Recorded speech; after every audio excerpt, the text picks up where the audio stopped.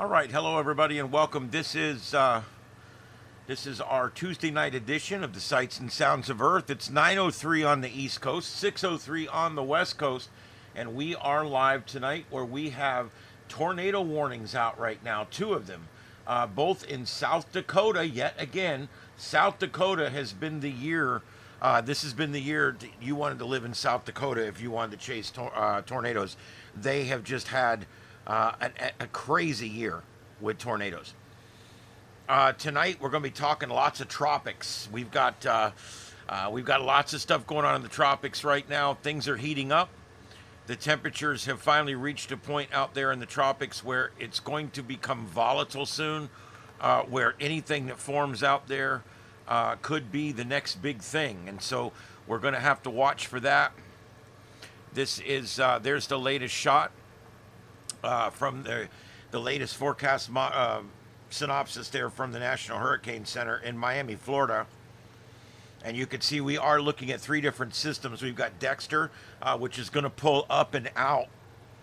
We've got another area off the Carolinas that is going to pull north and then east, but still could have coastal impacts. And then we've got another storm that's sitting out in the intertropical convergence zone out there, and it's going to be moving west and north, and we've got to see how much it moves west and how much it moves north.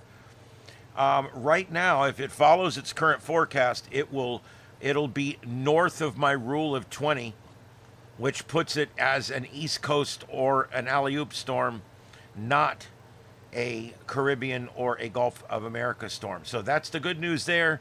As time goes on with this one, we'll have to watch it.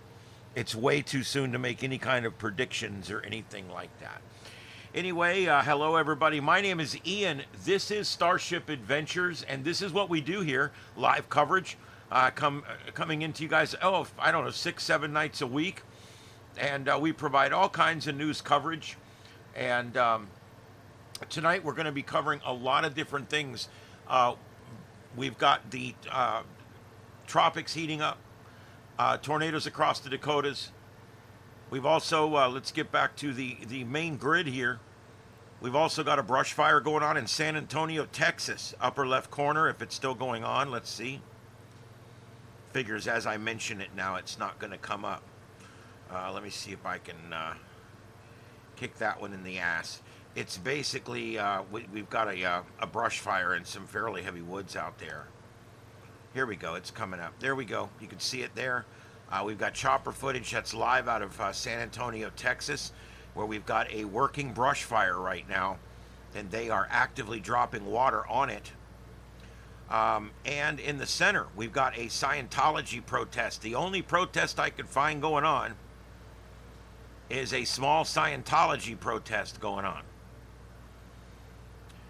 And then the third one we've got up there is we've got a 9 cam up of all of the different volcanoes around the world. And we're going to be checking those out as the evening goes on. I'm going to try to find a better one, but that's what we got for right now. Center right is a roving Earth cam. And I've literally just got it up right now, providing some unique views for you guys to take a look at. But anyway, let me hit the transition button. There you go. It finally came up. And you can now see there's the brush fire upper left. You can see it burning there. It's a lot bigger than that. That's a spot fire. And then center is the Scientology one I told you about. Upper right is the volcanoes. And center right is the roving Earth cam. And we've also got 4 storm chasers out here. And they're heading towards these storm complexes, but they're still pretty far out, unfortunately. So let me see if I can, I'll go ahead and put a few of these guys up.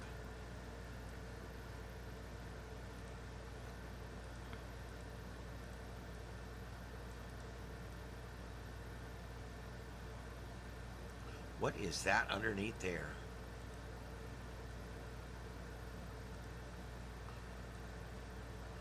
That's the only bad thing about these real complex programs like OBS and Streamlabs is sometimes you'll get so much going on that you'll lose track of things, and you'll have something running in the background that doesn't need to be running, unfortunately.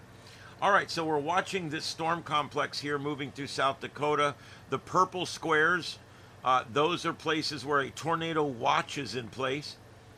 And then the green line there just shows you this is an area where tornadoes, there's a slight risk of tornadoes tonight inside this green box. They did just downplay this, but we do have 2 tornado warnings up here. I think these guys are going to try to get out in front of these things, but they're kind of behind the 8 ball right now. So, but I am going to still pull up whoever we got here and get them up on the screen. And then I'll see if we can find any static cams in front of these storms, and I'll get those up as well. We do have 4 storm chasers tonight, and I'll go through them here in just a minute. All right, there we go. Don't really see much in the way of cameras out in front of this thing. Let me make sure I got everybody. Yep, there's 4 of them. Near Gettysburg, South Dakota, and they, I think, are all going to be heading east to try to get out in front of this storm. I wish we knew what speeds they were traveling, and then I could put that with the storm. These storms are not real fast. They're like moving like 20 miles an hour. We see a lot faster sometimes this time of year, so that's the good news. But these guys are definitely trying to get back out in front of this thing. So we'll definitely keep an eye on those guys. See, they're all moving north except the one guy that's already on that 212. He's moving east. Oh my God, there's some lady eating cake on the Scientology protest.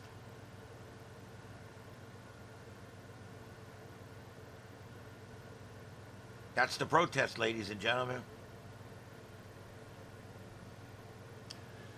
I don't know. I just thought it was kind of funny. The last Scientology protest was hilarious. They had people singing and dancing and stuff. But hey, let's check it out anyway. We'll keep it up for a few minutes and see what's going on.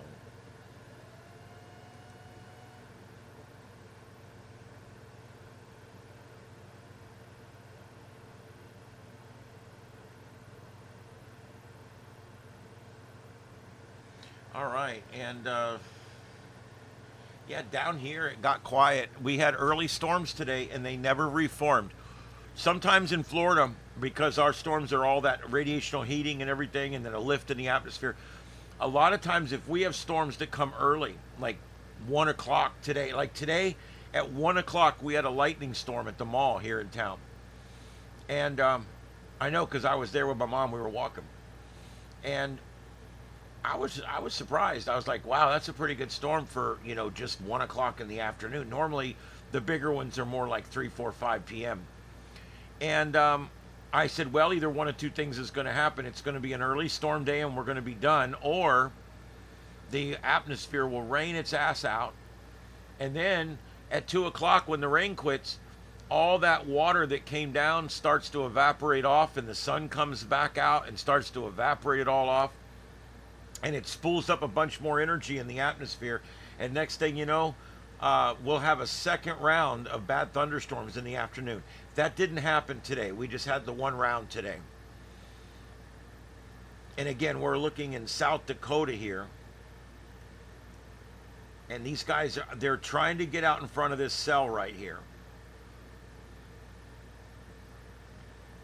Problem is, when they get to the end of this road here, they're going to have to go north. And I don't know if they're going to be able to get there quick enough. I really don't know. I don't think so.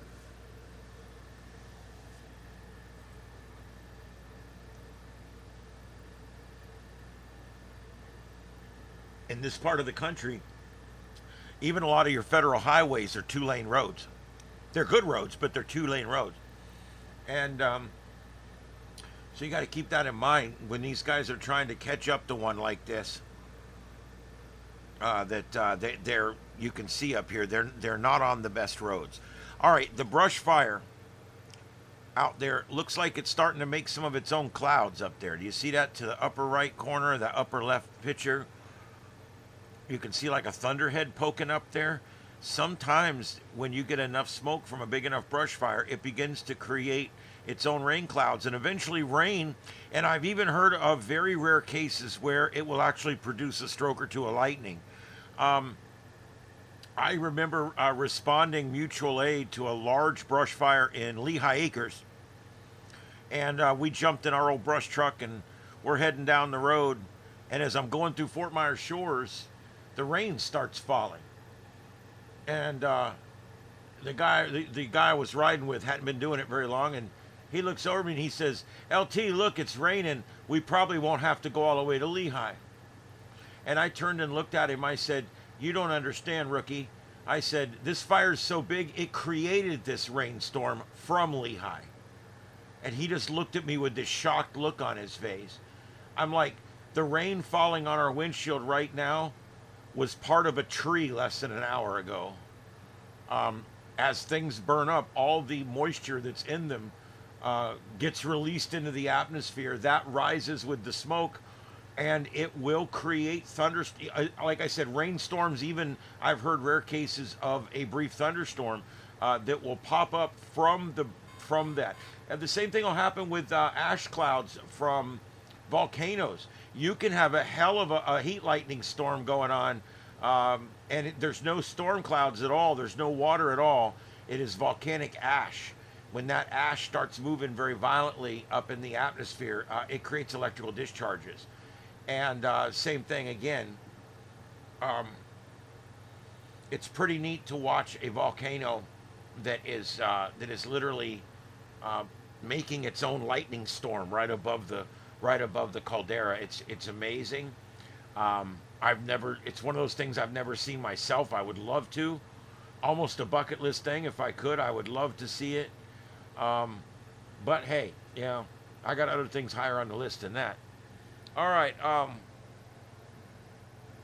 Let me see if I can get. I had a hard time getting the chat up a minute ago, but it looks like it's working now.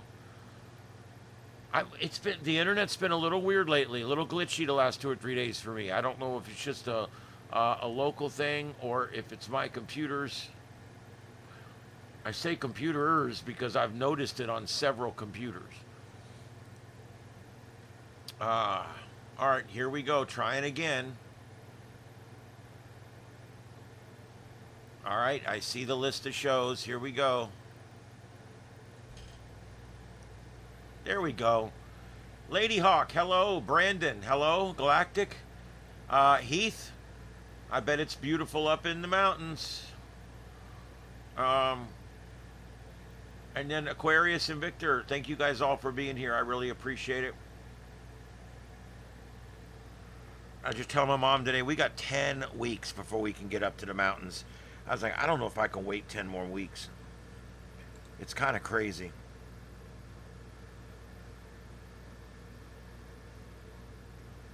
All right, I wanted to update you guys on that scanner program we're working on. We did an update today. He went in and tried to fix what's causing the memory leak, and we believe we figured out what's causing the memory leak. And he fixed it, and I came home and I found one of them in a locked up state. So I can't say that it's resolved yet, but we're still working on it. I do have Philly up and running right now. I got New York up and running, and both of those are on the new system, the new version of it. And then back here, I've got, what is it? I got Chicago running back there, and it's been up for 24 hours. I hate to shut it down. It's working. So we're getting there. We're getting there. We're trying to get this to where it's stable so that it will stay up all the time.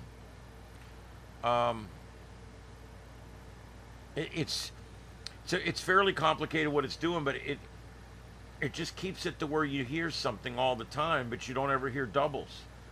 It literally records each transmission and shuffles them into order, and then plays them back for you the moment that it can.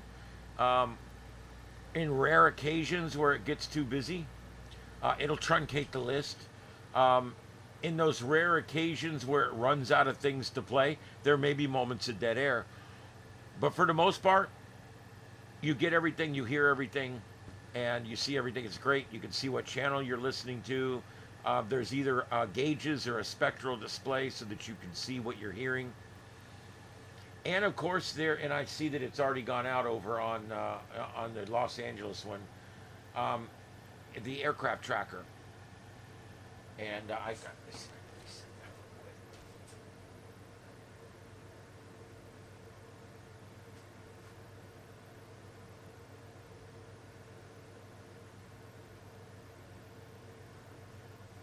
Okay, LA is back up with the aircraft tracker. I don't know why. Windows just runs dirty.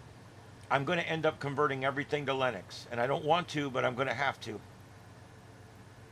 Linux runs so much cleaner. It runs like 10 times cleaner. I really believe that if I can get everything up on Linux, that it will run for a week at a time.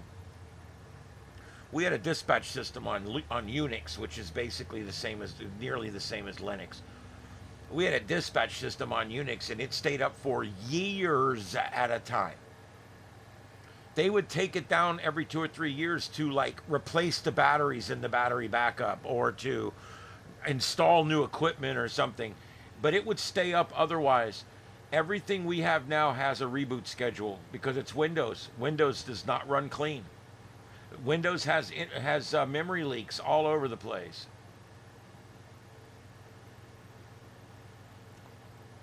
Okay, so we are watching the storm chasers in South Dakota. We're watching the brush fire in San Antonio.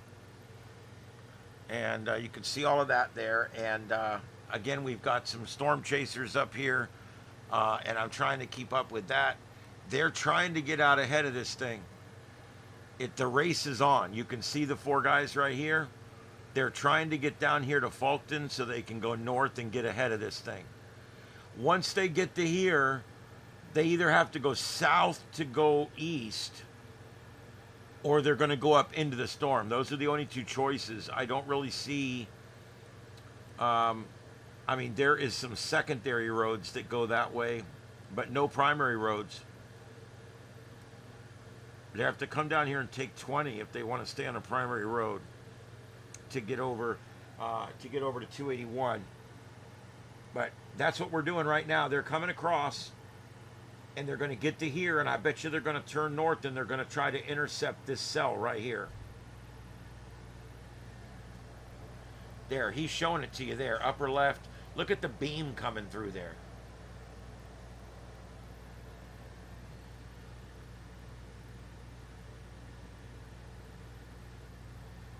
Well, that Scientology protest is rocking and rolling, man. There's like 5 of them, and they're just walking around the building. Big, huge Scientology protest.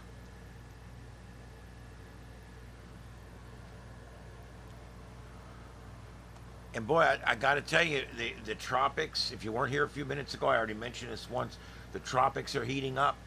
It's getting crazy. We're seeing, like, this happens every year about the same time. This is nothing new.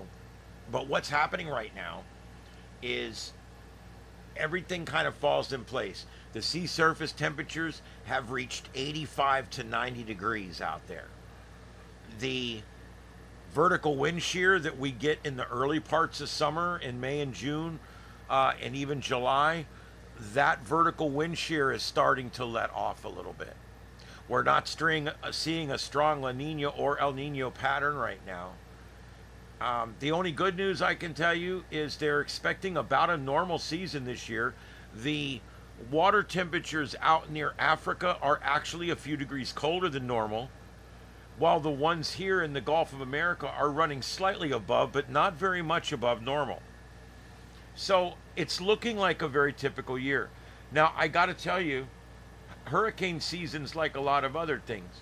You can say there's not that many bank robberies, but when you're in a bank and it gets robbed, it's a big deal. It's the same thing with a hurricane. We can have the slowest season in the world. Remember Andrew? It hit in mid-August. It was the A storm. We've got the D storm out there right now, so we're coming up on the E storm next. Um, so we're about where we would normally be in a normal season. So we're right about where we should be, which seems about right considering the forecast was for just above a normal season. Um, but if the storm hits you, then it's the busiest season ever. That year Ian hit us, there really wasn't a lot of storms that year, but that one hit here, and that's all we can remember for the last 3 years.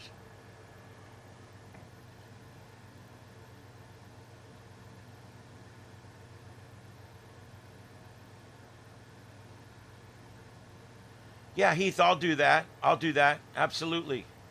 Absolutely. I'll talk about that here in just a minute. What he's asking me to do is just mention real quick ham radio and see if we can get a few folks interested tonight. We will help you. We can get you tested. The entire process only costs 35 bucks. The programming's free. Most of the programs to do this stuff is free. You do have to buy your own radio equipment, of course, but even that has some very modest starting points. You can get your very first 3-band transmit, 6-band receive radio right here for 50 bucks. You can hook up external antennas to it. You can charge it while you're using it. You can hook up an external mic so that you can use it like a base radio. 50 bucks. So not a lot of money to get into ham radio. Now, if you want to start talking around the world using the ionosphere, it's going to cost you a few $100 to get started, but that's all right.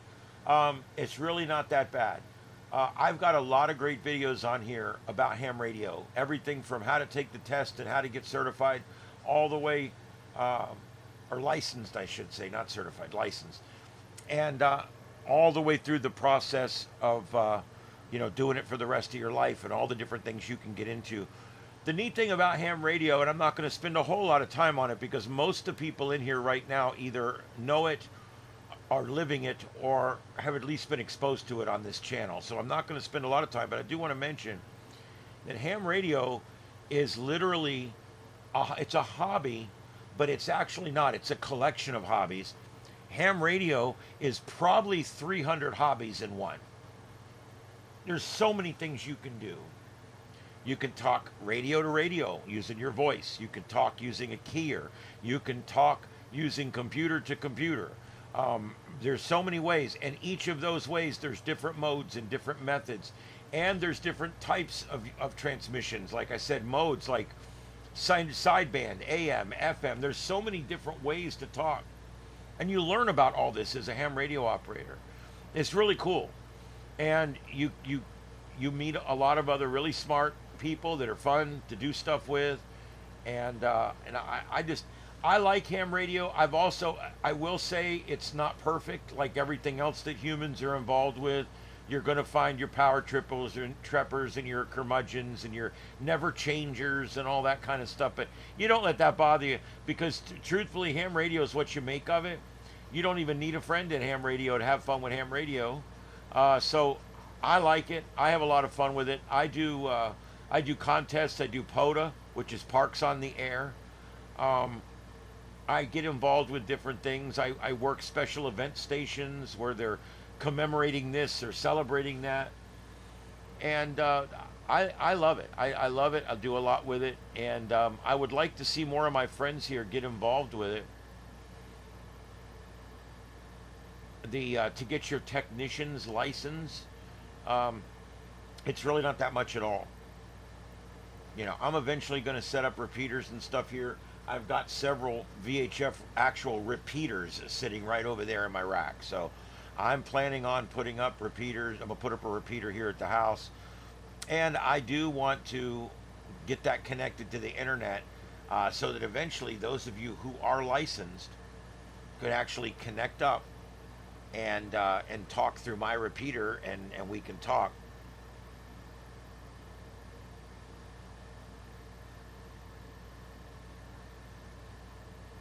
It is, I got to tell you, I love it. It's an adventure.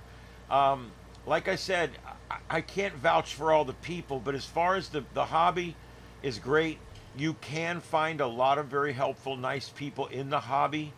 You may have to look a little bit, but you will find them. I can help you with that. Um, a lot of places have great clubs too. You just have to kind of feel that one out because a lot of places they're like, yeah, and some places they're not that good. But our one here got pretty bad, but now all of a sudden it's getting better. Do we have something here? What do we got going on? Hold on. We are with Connor Croft, and he is saying that there is something going on in that lowering over there.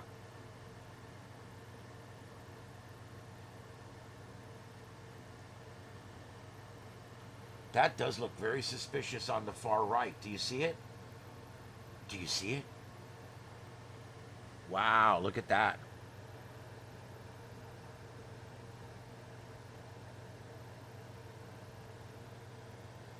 Holy shit.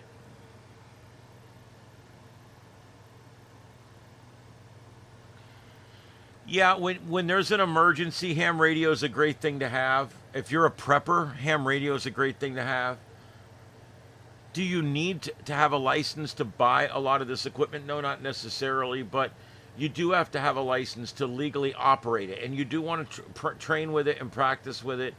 Um, there's just very different kinds of radios for different kinds of purposes and things like that. And if I was, I'm a bit of a prepper. I'm not. I haven't bought $2,000 worth of sealed packed food yet, although it might happen one day. I don't know. But I'm not really a prepper, but I am kind of a prepper. I do have a lot of stuff standing by. I've got a cabin in the mountains with food standing by for weeks up there. I've got guns and the normal stuff that a prepper would have. I don't think I try not to get too overboard with it and spend a lot of money on it. But when something comes my way that I consider to be something I'd like to have at the end of the world, I keep it. I hold on to it. I've got a couple of these big, huge metal ammo cases, the big ones, like the big 50 cal and stuff comes in the big old huge, or no, like the over-the-shoulder missiles, the ones that those come in. I've got two of those, and they're slap full of everything. I got everything in there from iodine pills to gas masks, and it's all stuff that was given to me over the years or that I came across for dirt cheap or nothing. I've got a lot of stuff in there, a lot of neat stuff in there, a bunch of vacuum sealed packs of matches and things that you just wouldn't think about, you know. I've got some kinetic like flashlights that you can wind and for when it gets really bad. I even have a little solar thing in there that you can use with an AM/FM radio that's in there. Of course, I've got a bunch of 9mm and shotgun shells and that kind of stuff that's all vacuum sealed. And it's been in there for 10 or 12, 15 years. But I'm sure it's okay. It's completely vacuum sealed, kept in a cool, dry location in a sealed box. But so, that's about it. I don't like hoard up bullets. I don't have cash hidden in the ground in my backyard. I am considering I'm considering buying one of these Baofeng radios, kind of like this one. Probably not this exact model, but very similar. I'm thinking about buying one of these and burying it in my yard. If you take this radio and you put it inside a plastic bag, seal it, another plastic bag, seal it, and then you buy a Pelican case that seals, and you seal it inside of that, and then you wrap that Pelican case about 3 times in some really thick stuff, and you seal that. And you just goop it all and seal it all. And then you bury it 4 foot in the ground. Especially if you really want to keep it safe, you want to wrap it in metal inside there and ground the metal. There's a lot of stuff you can do. Once you get it in the Pelican case, you want to wrap the Pelican case in tinfoil and then stick it down in the ground. And that will dissipate any energy that has made it down towards that radio. The whole idea is after a thermonuclear explosion or after a a solar flare or some other terrestrial celestial event happens, and we've got a huge electromagnetic pulse. Phones are dead, the radios are dead, everything doesn't work. All the little fine hairs and all the little chips are all fried to shit and back. What are you going to do?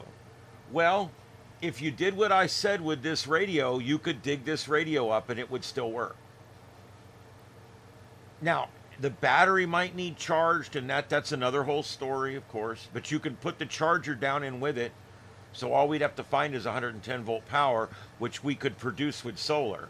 So all I need is 5.5 volts to charge this, and we could produce that with a very small solar panel.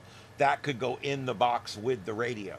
And so that way, when you dig that radio up, it's ready to go. You could hook it up. And the antenna equipment, like my big antenna, it'll be okay. It only hurts the little fine hairs inside the radio.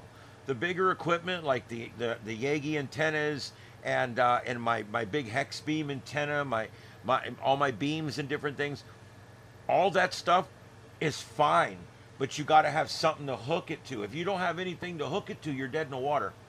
I'll have, hopefully, if I do this, I'll have a radio that's still in working condition, even after an electromagnetic pulse. So if you're going to, the Texas is a brush fire. It's in San Antonio, Texas.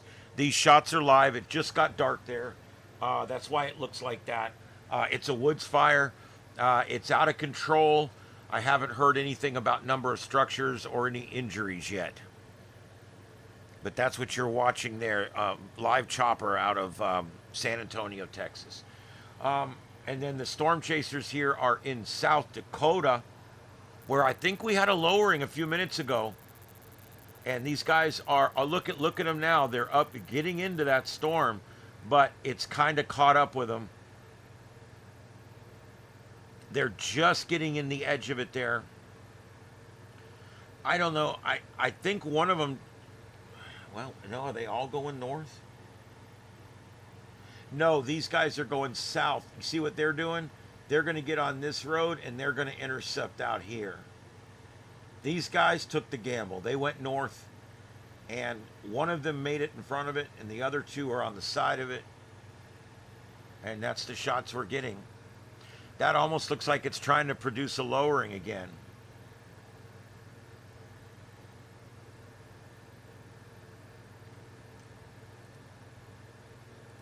This is Connor Croft.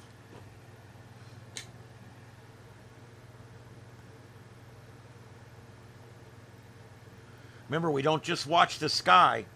You're watching the sky for a vortex, but you're also watching the sky for a symmetrical lowering, something that looks like it's a lowering that's coming down. The other thing you want to look for, believe it or not, is on the ground. You want to look for little dust puffs coming up, because you can have a tornado that you really can't see in the sky yet, but it's already starting to twist up and dig up the dirt on the ground below.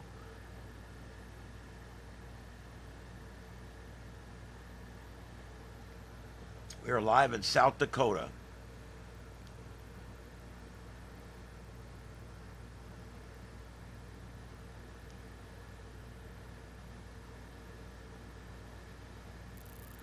Let's see, is this thing is not tornado warned. It is it's a tornado watch, severe thunderstorm warning. They're showing it as a destructive severe thunderstorm. That's about the worst that it gets. I'm going to see, let me see what counties this is in. Edmond, Falk, Potter, and Walworth. Let me see.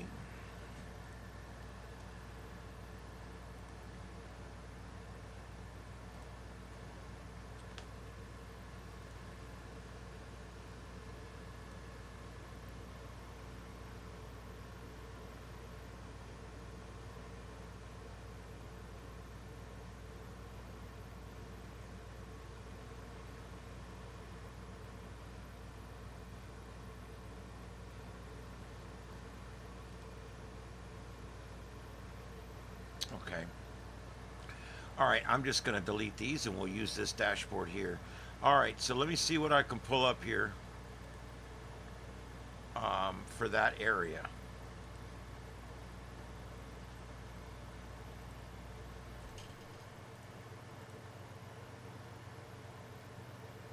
Okay, South Dakota, Walworth County, no feeds. This is the problem up here, guys. A lot of places don't have feeds. Edmond, Falk, and Potter.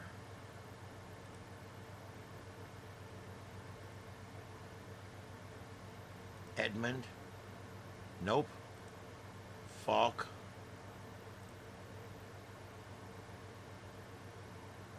nope. Potter, no.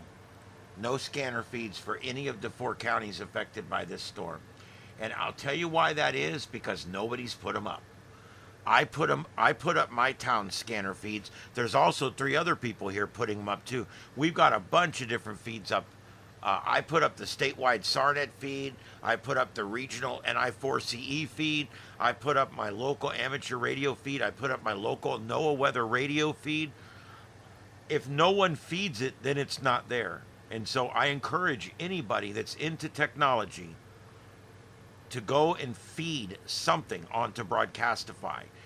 Not only is it not cost you anything, but you actually get a free membership out of it where you can go back and get 6 months of free archive from every scanner in the world that's on there, which is literally 50 or 100,000 scanners.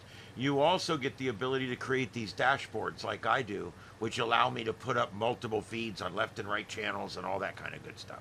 So really a cool thing. So if you want more information on Broadcastify, you can go to my channel and just type a search for Broadcastify. I actually did a video on Broadcastify. Or if someone's interested enough here tonight, just let me know and I'll be glad to explain it further.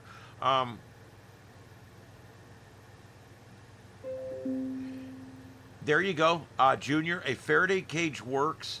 As a matter of fact, if you have a really good Faraday cage that's properly grounded, you can get away without burying it. I only bury it because I'm not planning on building a really good Faraday cage. I'm going to wrap a pelican case in tinfoil. Now, if I want to get like a metal safe or something that's got a solid steel frame like that, and then I take that and I ground it to the ground using a big thick piece of wire and 2 8-foot grounding rods. And of course, if I really want to do it right, I'm going to CAD weld it. But you can always use, like vice grip type things and bolts to hold it on that way. And it works pretty good that way too. But you want any electricity that comes down, you want that box to dissipate it into the ground and not let it into the radio that's inside. I know for some people, they're thinking, what are these idiots talking about? What's coming down? It's electromagnetic field, okay? When there's a nuclear weapon or the sun or any other thing out there that creates a large electromagnetic burst, it will disable all of your equipment permanently. It doesn't do it temporarily, it does it permanently. Because what it does, inside every chip, any of those little black chips that you see in your television, they're everywhere. They're in your phone, they're in everything I've got in this room. And inside there's millions of little fibers. That's how it does what it does, okay? And when that electromagnetic pulse comes down, it fuses all of that together, and it's a brick. It's completely worthless. It'll never glow again. And the only thing that will protect you from an electromagnetic pulse is a Faraday cage or enough earth over it. Feet and feet and feet of earth. And even with just 3 or 4 feet of earth, you're still going to have to put it in something metal. It's one of those things. It's another thing you got to consider. Everybody's always talking about, I want emergency comms after the end of the world. Well, I got news for you. The last thing you're going to want to do is get on an open frequency and tell them you got food and where you're at. Just be very careful what you do with your radio. I would do a lot more listening than talking. I would never give my location to someone I didn't know. I know it sounds like I'm a prepper, isn't it? Well, I guess I kind of am. I'm just not a over the deep end or off the cliff. But I am. I'm definitely a prepper. Um, Backup HF here is good. I mean, because at least to receive. Because here's the thing: if we get something major that happens, one of the avenues that the military could use to get a hold of everybody or to get messages out is shortwave radio. And so you want to be able to scan through the frequencies in the evenings, um, so that you can hopefully find somebody that's transmitting and get information. What you're going to be lacking, it's not as much that you want to talk to people as you want to get information about what's going on in the real world. And you will find people that, you know, even after an end of the world situation, limited people left situation like that, you're going to find people that will come on and talk about what's going on in their area. It's something people do. And whether you talk or not, it gives you a chance to glean information off of that. Yeah. And again, hearing is more about the antenna than the receiver. It's more about the height than the box. If you can get a big old antenna up high and run it down, you can put it into some just little old receiver. I've got some receivers that will receive sideband. You could just wire it into that, and you could sit there all night long and just dial up and down, every band, every mode, until you find somebody. And then hopefully you could hear what's going on. I don't know. But yeah, ham radio helps you with that, because all the stuff you learn in ham radio ends up helping you be a prepper. It helps you do contests, which are a lot of fun. It's like radio gaming. It helps you do activities like POTA, which is where you go to all the different parks around the country or around the world even, and activate the parks and talk to people from the parks on your radio. There's a lot of things in ham radio that are they're just a lot of fun. All right,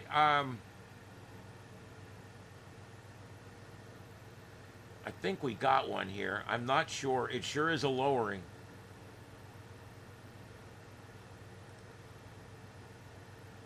Where are we at here? I'm trying to figure out which chaser I'm on here.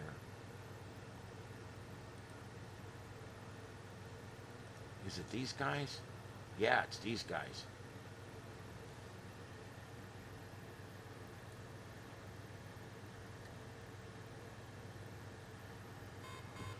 Doesn't look like one exactly, but it is definitely suspicious. It's not rotating that fast. That normally the first thing you notice is rotation. That's kind of just sitting there. Yeah, it looks suspicious, but I don't see anything there. That one on the right looks more suspicious than the one on the left.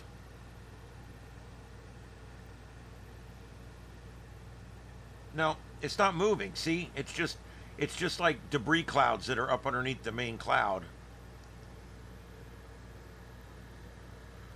Yeah, we'll keep an eye on it. He's right here, upper right corner. These are all 4 of our storm chasers right here, and we've got them all up on the board. Let me back out and see if we've got anything else going on out here. We've got another tornado warning up here. Let me see. We got a closer radar. Let's take a peek here on the velocity. I don't see a whole lot there. I don't see a whole lot there. I'm kind of surprised they issued on that. It's kind of hard to tell here because look, we're right up on top of the Aberdeen tower site. When you get too close to a tower site, the radar image is distorted and you don't really see what's going on. I do see what looks like a probable couplet there just northwest of Aberdeen. And this is going to go probably right over Aberdeen proper, I would think. It's definitely surging right there.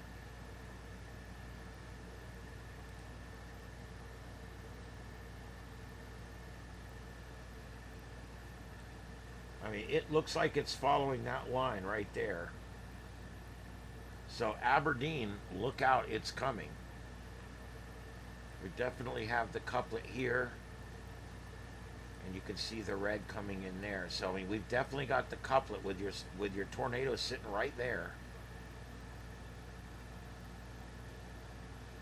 But the bad news is we don't have anybody on this storm. They're all down here on this storm, which is not quite as impressive. Although boy, it sure is getting powerful. Look at that. Lots of purple in there. Lots of lightning all of a sudden. That thing is an intensifying supercell.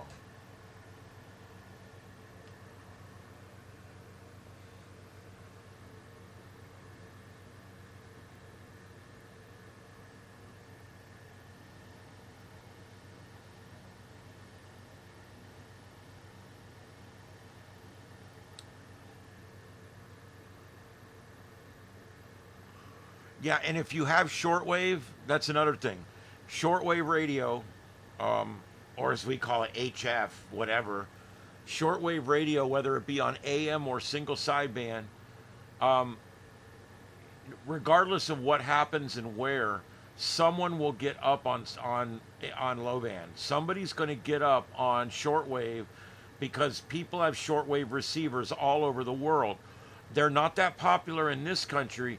In some countries, the cars come from the manufacturer with shortwave right in the dashboard. So, I think that shortwave, where you would normally now find the international shortwave channels, I think that stuff would be a place I would start, honestly. And then I'd run through all the amateur HF stuff, and yeah. And then and eventually work your way higher and higher on the spectrum until you're mostly just scanning your local area. When you get up towards 50 megahertz, 150 megahertz, or VHF, you get up to UHF, you're really just in your neighborhood now. You have to remember something else, though. After all the power's off and all the radios and everything in the whole world's gone and dead, if you've got something that works and someone else has it that works, it'll work a lot farther than it ever did before, because the electromagnetic spectrum will be nearly silent. And there won't be the air conditioner from the neighbor's house with all the interference, and there won't be, the power lines buzzing, and there won't be everything going on, and thousands of transmitters all over the country transmitting on thousands of frequencies all at the same time. If all that was suddenly silenced, could you imagine how much further your radio would work? I mean, I think it's, I know that we talk about this after hurricanes. After Hurricane Andrew hit, there was no power from Miami south all the way to Alamorada. And I could go down there with my 110 watt Meritrack radio, my Motorola, and I could key up and I could call Fort Myers 165 miles away. I had certain spots I could pull my truck into and I could call Fort Myers. And it was because two things. One, I found a honey hole, but the biggest reason was because the electromagnetic field was quiet. There was hardly any radios at all being used down there. When we set up our portable 800 meg trunk system down there after Andrew, it was working about twice as far as it normally would under test conditions. Why? Again, there was no radios working for 150 miles. So the electromagnetic field was quiet. Makes a big difference.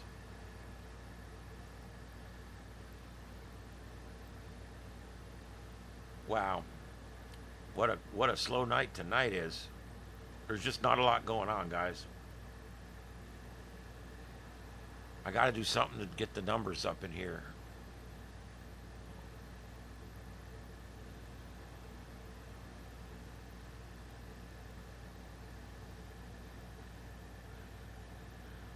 Victor, I'll address that.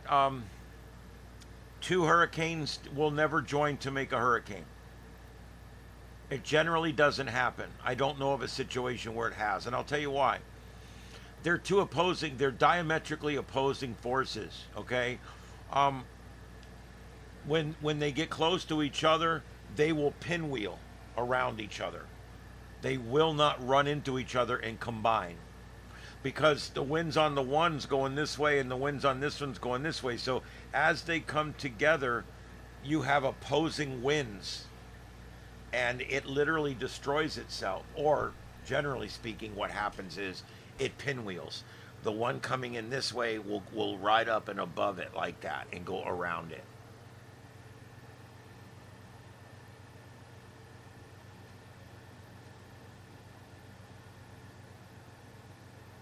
How slow is what?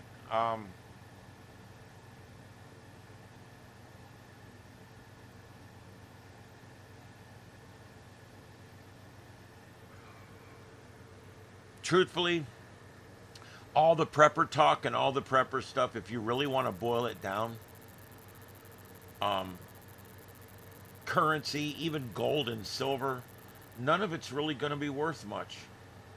I mean, the number one commodity is going to be food. If the farms quit growing and the producers quit producing and the shippers quit shipping and the truckers quit trucking and the grocers quit grocerying, I don't think that's the word. Anyway, the point is if all that stops, we're down to local supplies. There is no storage rooms in the back of these grocery stores anymore. What's out on the shelf is what's out on the shelf. And that food, it will become the number one commodity very rapidly. Within days, it will become the number one commodity bought and sold on the open market will be food, packs of ramen noodles, things that are stable, things that can be stored and carried. This will be what will be high on everybody's priority list. And then there'll be some other things that'll be important. Bleach, so that you can chlorify water. I mean, you don't think about it, but if you've got a little vial of bleach, just a little teeny bit of bleach, and a shirt, you can make water drinkable as long as it's not salt. You filter it through that shirt a bunch of times, from one container to the other, you filter it out. You get all the impurities out of it, and then you put 6 or 8 drops of chlorine bleach down in there, and you let it sit for 1 hour. Stir it up, let it sit for 1 hour. That water's clean. It may not look perfect or whatever, but you could drink it. It's not going to hurt you.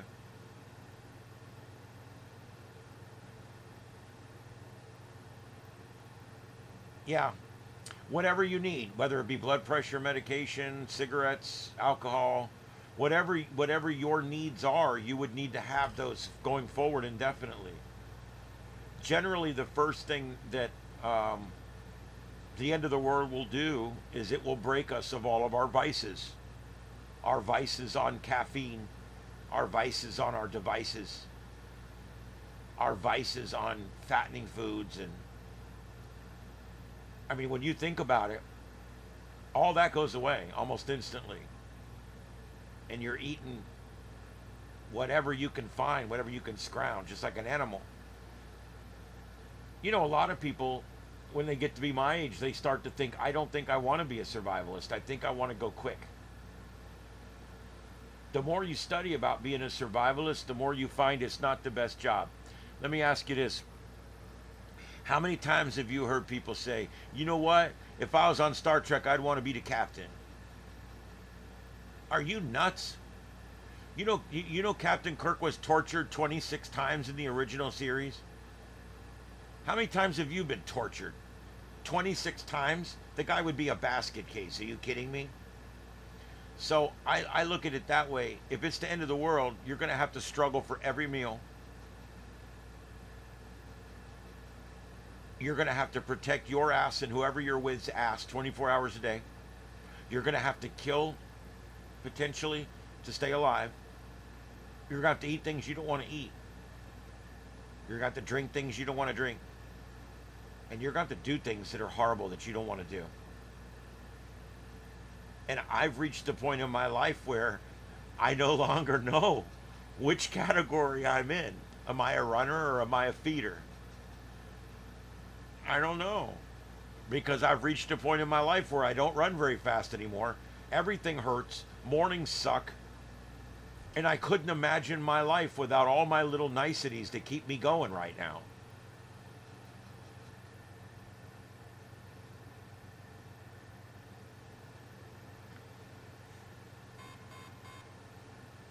Well, there you go. I mean, growing it, that, if it's something you can grow like tobacco, then that's cool. Except that's another thing everybody always says: end of the world, I can grow things. I'm going to grow vegetables. I'm going to grow broccoli. Anything you grow, you have to guard 24 hours a day, 7 days a week, and you have to signal 7 anybody that comes there. I know that's crazy, but that's what you have to do. You have to keep the varmints out, you have to keep the people out, and you have to protect that food for your family. So when you do a garden outside where people can see it, the way to do it is have a fenced area where people can't see inside there and grow inside there so people can't see that you're growing crops.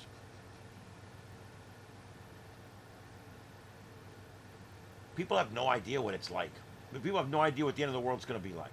Unless you've been in the military and you've gone through some of the higher level training, survival trainings, SEAL training, break training, I mean the big stuff, the special operations, special tactics courses, the special training for special ops, those kind of people probably have a great understanding of what it's going to be like. The rest of us do not. I was a cop. That didn't train me for any of this. I was a fireman. That didn't train me for any of this. It helped. I know a lot of cool things now that are going to be helpful. But I just don't know. I don't know where I'm at with all this. Am I gonna try to survive? Do I want to try to survive?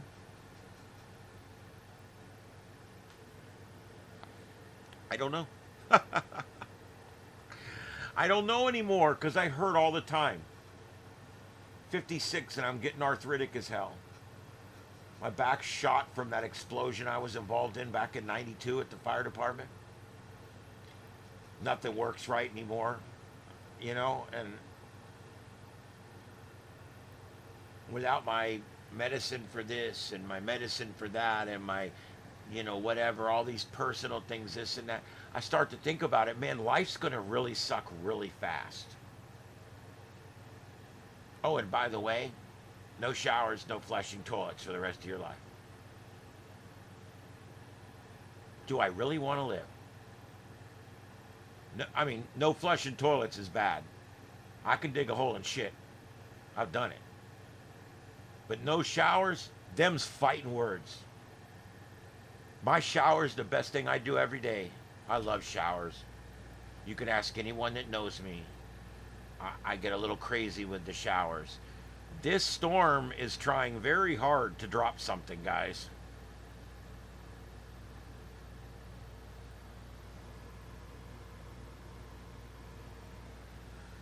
We got 4 good shots of it now.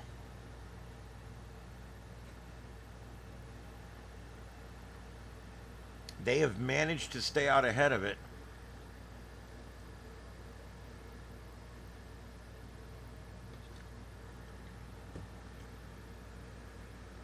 All right.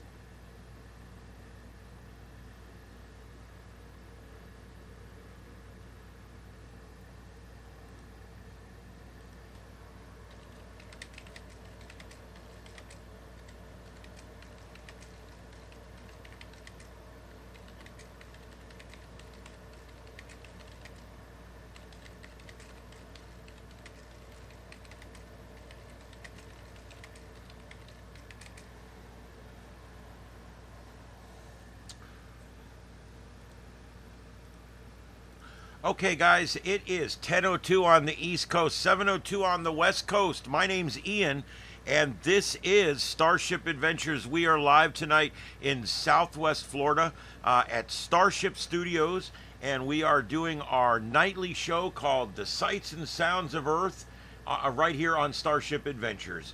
And I'm hoping you guys are enjoying what we've got so far here. It's a very quiet night. but we are continuing to see what there is going on out there.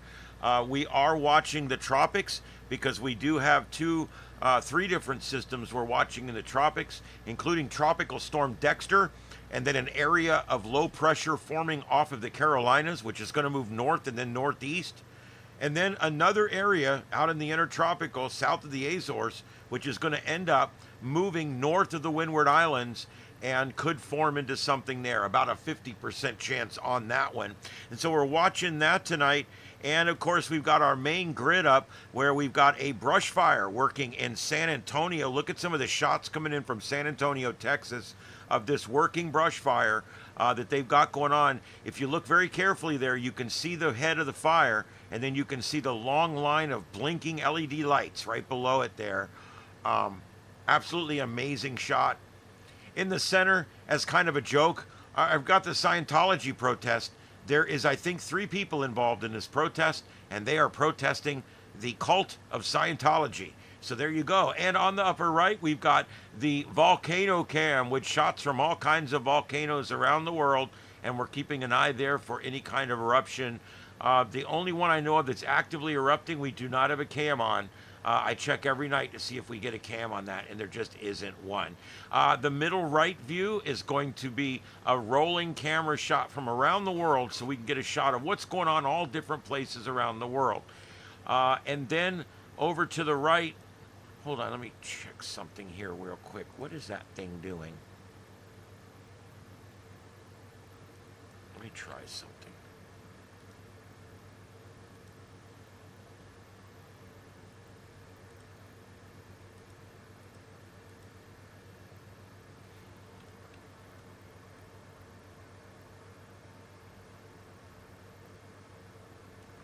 I knew there was something going on there, and there was still something back there from last night. I knew there was something going on there with that extra map piece that was in there. There we go, New York City. There's a shot of New York's Brooklyn Bridge. There in Manhattan. And then over here on the down here on Radar Omega, we are watching one hell of a lowering below this supercell. And you can see everything you need to know about this one right here on one screen. There's your storm chasers, the little circles with the green circle outline. Those are these storm chasers, and you can see the 4 different amazing shots that we are getting right now of this lowering right below this supercell. I'm going to go ahead and stop the motion. Let's take a look and see, do we have any couplets forming here? Yes, we do. We definitely have a couplet right where our guys are, right there. It's going to go right over the top of them. So there is a chance this could produce a tornado here in the next few minutes. I mean, watching this intently as the sun goes down, the time is running out on a good chase here. And so we're going to continue to watch this as we go forward. Let me just make sure that it works here. If we need to, I can always take this full screen like this too, so we can get a little bit better view of the storm if it starts to drop a tornado. Look at that supercell.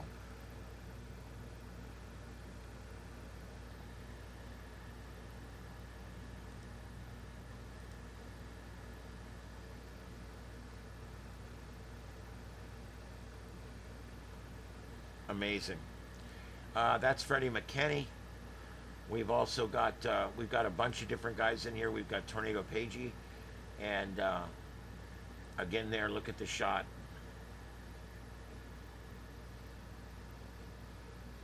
Absolutely amazing shots that these guys are getting for us tonight. And of course, they're in Tolstoy, South Dakota. Tolstoy, South Dakota, and this is Stormrunner Media. Stormrunner Media, bringing us some great shots from there as well. And the 4th guy fell off the map, but I've still got his picture. I don't know what, he must be underneath. Yeah, there he is. He's underneath one of these guys. There we go. And that is Connor Croft, Tolstoy, South Dakota. And there's the shot he's bringing to us right there. And we are running out of daylight quickly. As we see if this thing's going to put something down. That's how close it is. Not a well-defined couplet, but definitely an interface right here, and it's moving off in this direction. So these guys have got a really good vantage point on this thing.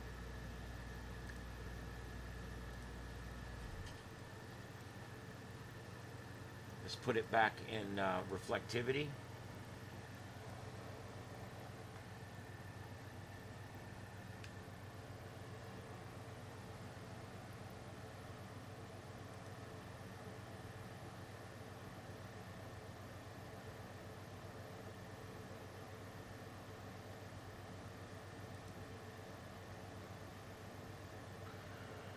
Yeah, I can tell I must be getting bigger because that's like one troll a night now we've been getting. Thank you for taking care of that, Junior. I appreciate it. I'm a free speech thing. If you want to come in here all day and talk about how Trump sucks or Biden sucks, I'm fine with that. But if it's just troll stuff, we're not gonna listen to that.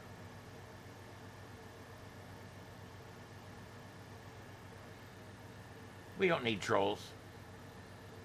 YouTube's a lot of fun. Let's not mess it up with trolls. And you know, I don't mind fun trolling. I know that sounds crazy, but if they were coming in and just like telling jokes and being fun, and you know, if it was fun, but they immediately got to come in as like, who's fondling who? I mean, it's got to go right to the absurd and the ignorant. Um, I don't know. I just don't understand it. Whatever.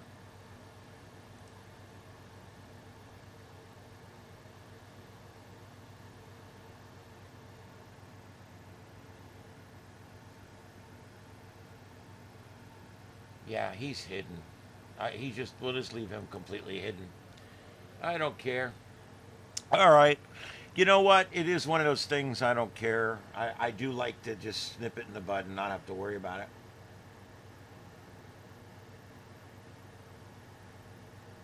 God, that looks like a lowering. Where's that guy at? Let me see if I can get him up.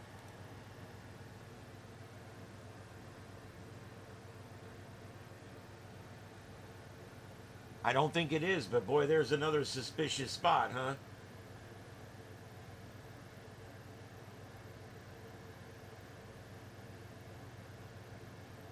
Absolutely amazing.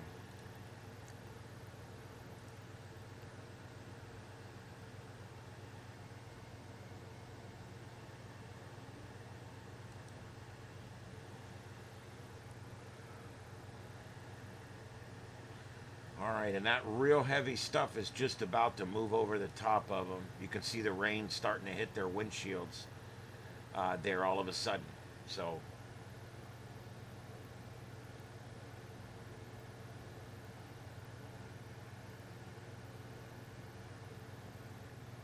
ended up getting a decent chase out of this. I didn't think it was going to amount to too much, but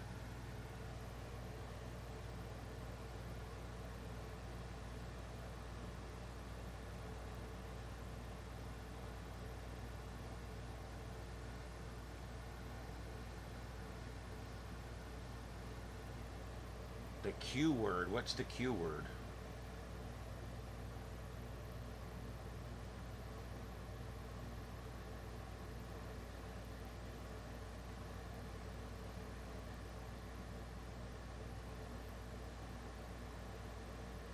Junior, that's one constant in the universe, whether you're doing a YouTube channel or it's the end of the world, because I'm not sure which you're talking about. But you're still right. Someone is eventually going to come for your shit. that's, that's one constant in the universe. And you know what I tell people on YouTube? I tell people on YouTube what I use, how I do it. I'm completely open about it, because if anybody wants to work as hard as I'm working right now, if anybody wants to do what I'm doing and put all this together and get all this going, let's do it. Do it together. Do it with me or do it as my competitor, but let's do it. I don't care. Because if you're willing to put in the work, then you'll beat the algorithms and you'll do good. I don't worry about it because most people on YouTube never get past 100 subscribers because it takes freaking years, dude. Oh, quiet. You know, that's funny because we used to say that all the time. And I'm even surprised, Dominic, that I didn't catch on to that. You can tell I've been out of the firehouse for 24 years. Um, But yeah, I'm literally at the end of my or later in my second career at this point. Um, we used to not let the rookies say quiet. They would always walk in and go, "Quiet night, huh?" And the tones would go off, and we'd have to go put out somebody's house. And so we used to make a funny joke about you weren't allowed to use the Q word at the station, and I know exactly where that comes from because we did the same exact thing at mine. Hey, Steven, how's it going? Welcome to the channel. I don't know if you've been here before, but you're certainly welcome to be here. And I think I've seen you before. Um, there you go, BJ. Uh, yeah. I was showing a couple of my techie guys that are engineers at my work. One of them was asking me, he said, "No, I've never watched your channel. What do you do?" And I was telling him about it. And he says, "You got a TV studio?" And I showed him the triple shot that I have in my studio here, and they were just like, "That don't look like a TV studio. It looks like a spaceship or something." I'm just like, "Well, that kind of goes with the motif since my name is Starship Adventures." I said, my followers on there are, I call them crew." And he was like, "That's really cool. That's really cool." Yep, Dominic, I'm a retired fire chief.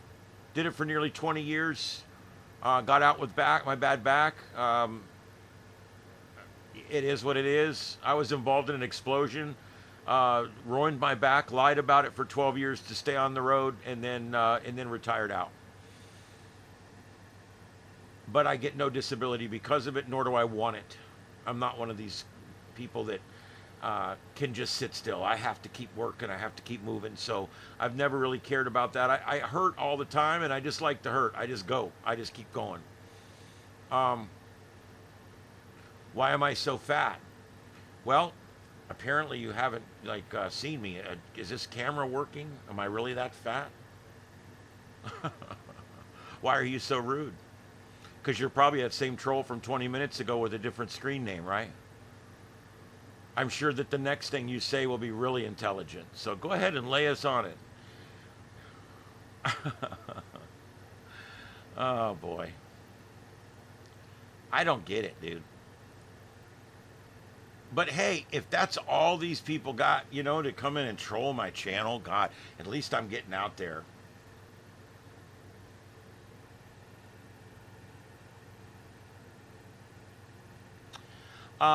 Well, if that was a serious question, why am I so fat? I'll answer it. I'm a little overweight.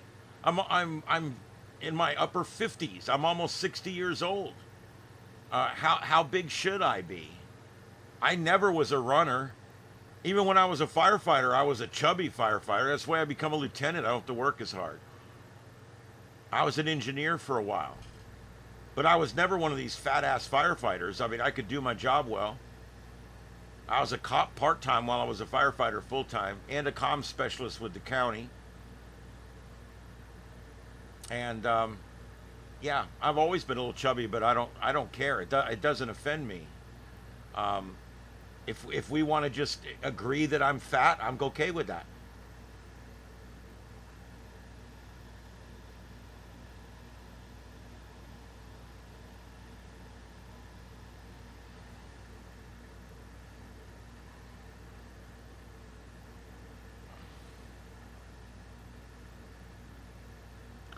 Yeah, there's just no reason for it.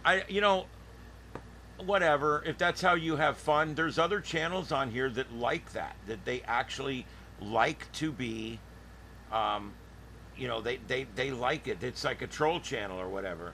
And I'm saying, go do that, dude. Whatever. I don't care. I really don't care. All right. I'm trying to see. We've still got our 4 storm chasers here. The sun is setting. And we're still looking for a lowering. I don't think we're going to get it, though. But this storm has sure intensified. It has intensified greatly since we started watching this. Still not a big couplet. It's looking more like a straight line wind setup. So I don't really see a couplet at all right now. It's just straight line winds.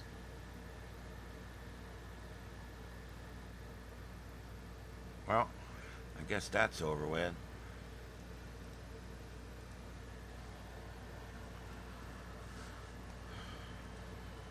All right, let me see what else is going on in the big world.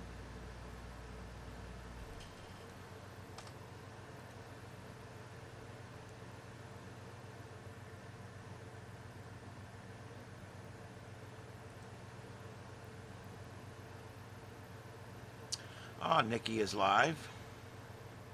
Talking Life with Nick. She's got a small channel, but she does great little shows, and the people love her.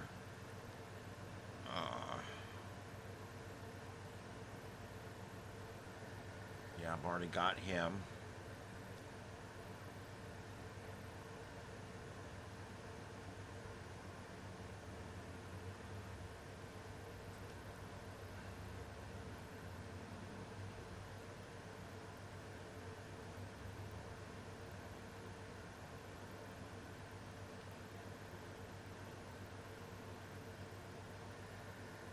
I think I've already got these guys too.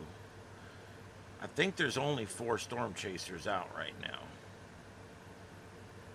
All right, let me look for protest. If you guys ever get a story that's breaking or something that's going on, please let me know.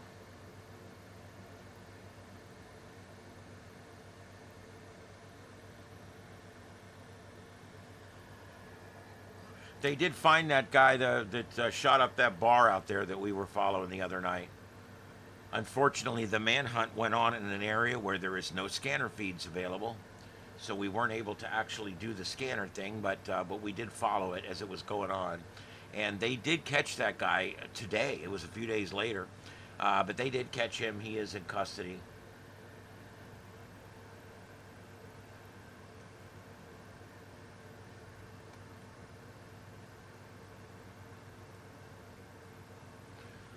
All right, let me do a quick rundown of what's going on in the news right now.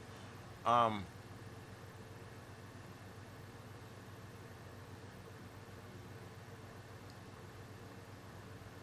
oh my God.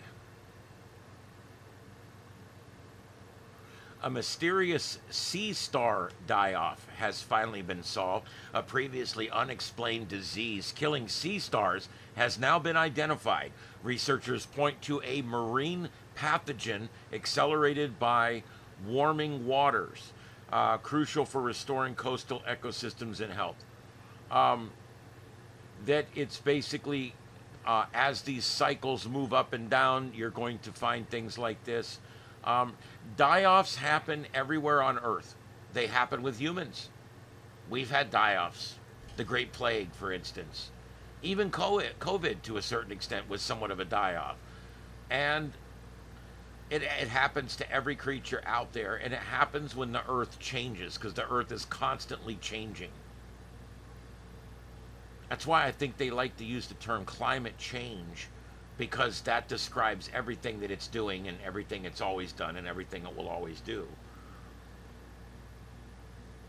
I believe in climate change. I just don't know how much of it is attributed to man directly.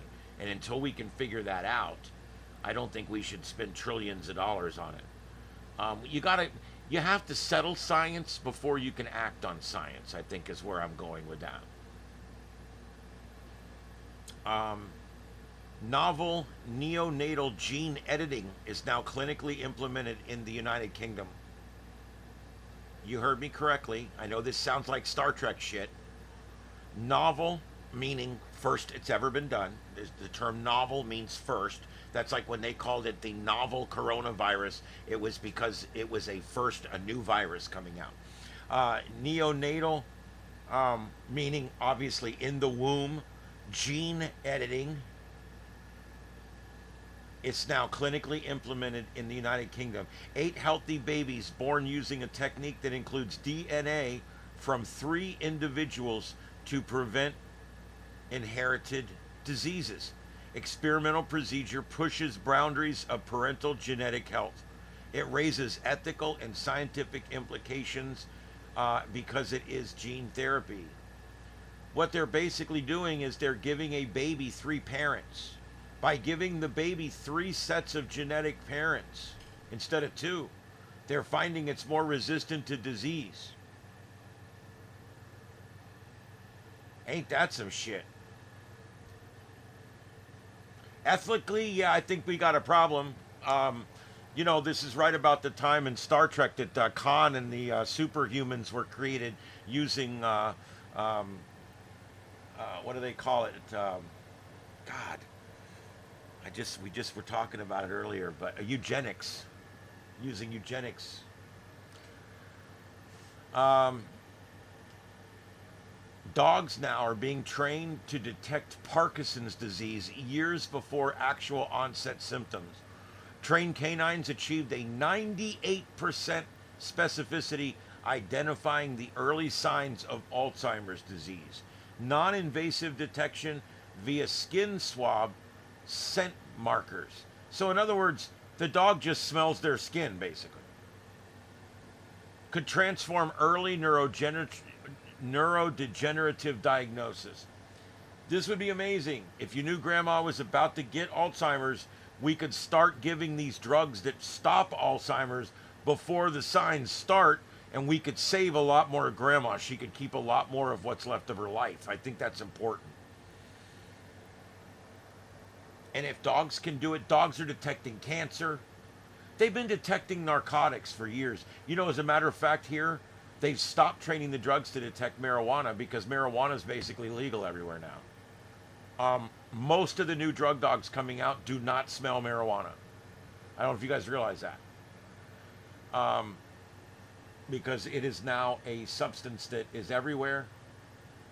It's either available from the hemp dispensaries or it's available from the medical marijuana dispensaries, or in 37 states now, it's available recreationally at the gas station.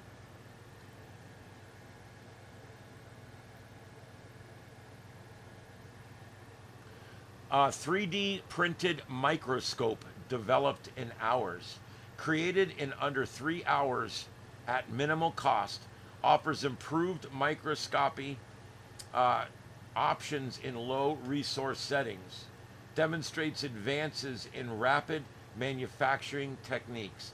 So, in other words, they took a piece of equipment that probably cost like $200,000 and they just 3D printed another one. I mean, we're starting to get into replication. And as I always go back to Star Trek, we know replication. Once we were able to replicate simple objects, building and creating things becomes a lot easier. We no longer have to build something in Peoria and transport it to Brownsville, Texas. Now we just put a box in Brownsville, Texas, and whatever you need, it makes. We'll be there soon. We're already 3D printing. We're doing all kinds of stuff now.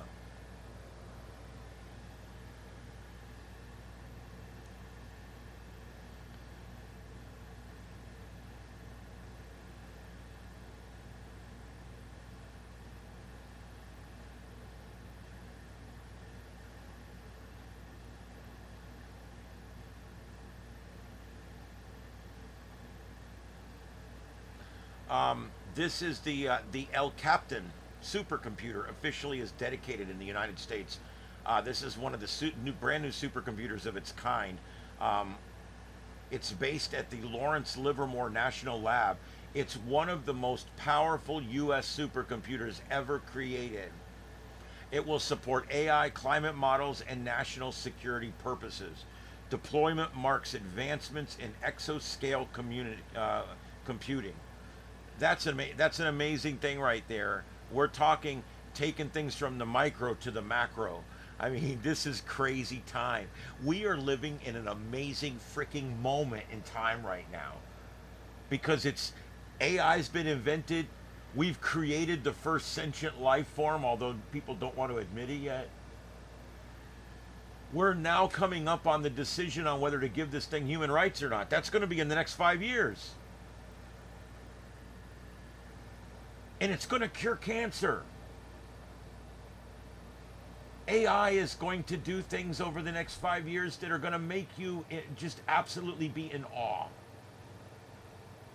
It's going to do some amazing things before it takes over and kills us all.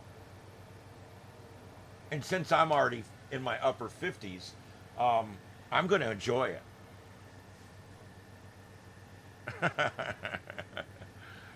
Oh boy. Yeah. I think, guys, I'm almost sure that that's just the same troll. That's just the same troll.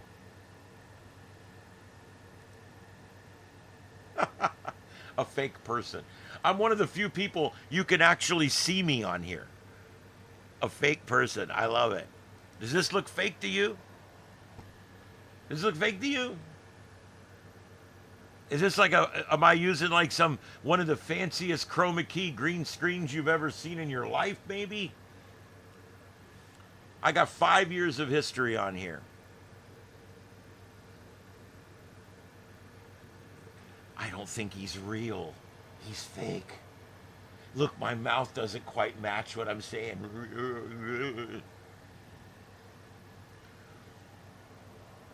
Dickhole.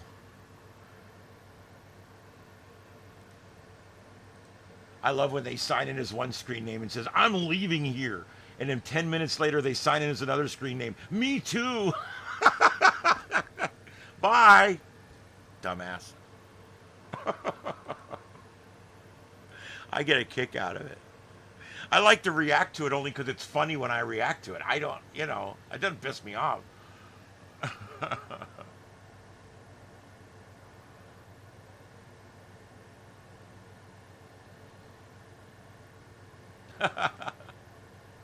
My profanicating. My pontificating is much better than pornicating or fornicating or whatever. So there we go. I can't even say big words tonight, so we'll just leave it there. We've lost our light out there, guys. Our storm chasers now got their flashlights out. They're out of their cars. You can still see the lowering in the background there as the sun finally fades away.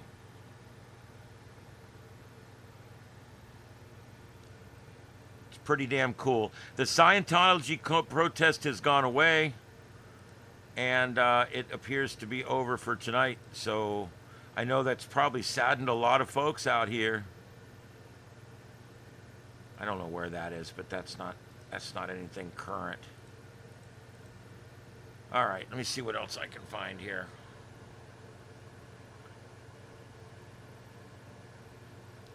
I've been called fake. Now I know I'm doing something right.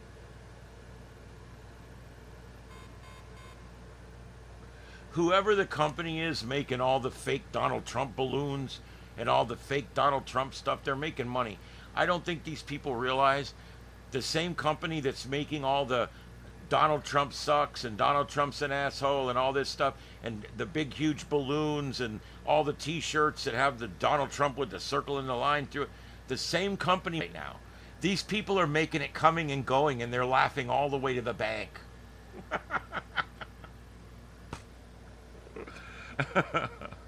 The only person that wins in politics is the people selling the t-shirts.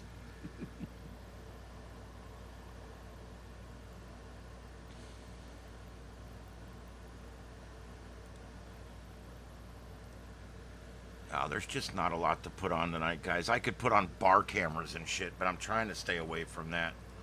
We used to watch the bar cameras. They would fight on there and shit. It was fun. We used to do it on Carlotta's channel, Carlotta Alata. And I don't know. I just kind of didn't want to get into doing bars because it's just, it just gets to the point after a while where, yeah, it's just drunks in a bar and you're watching them get kicked out over. Yeah, I don't know. If you guys want, I'll put up a few of them we can see. I don't know. It's not really news. I try to stick to stuff that's news, you know. I don't know. Tom Cruise. You know, I don't like Tom Cruise, but yet he is great in movies, dude. It's like, it's one of those duplicitous things in my life where I really don't like that guy. He stands for a lot of the wrong things, and he's all wrapped up in this cult, and he tries to brainwash his followers into being a part of that cult. But at the same time, man, he's good in flicks, isn't he?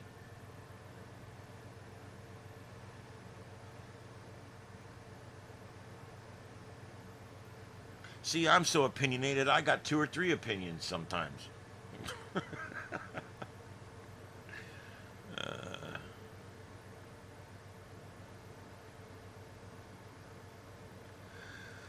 What the hell? All right. Let's see what's going on over here. I bought these two phone brackets. I don't know if you guys can see them. I bought them to go in my new car. Here's the studio view. I bought these. There's one right here holding the camera that I'm actually talking to you guys on. That one right there. Notice it's connected to the wall and it comes out from the wall and holds the camera. I got one over here too. I don't think you can see it on any of the, well, you can kind of on the bottom camera. It's holding my old phone and it's very stable. These are made for like kayakers. They screw into your kayak and they hold your phone.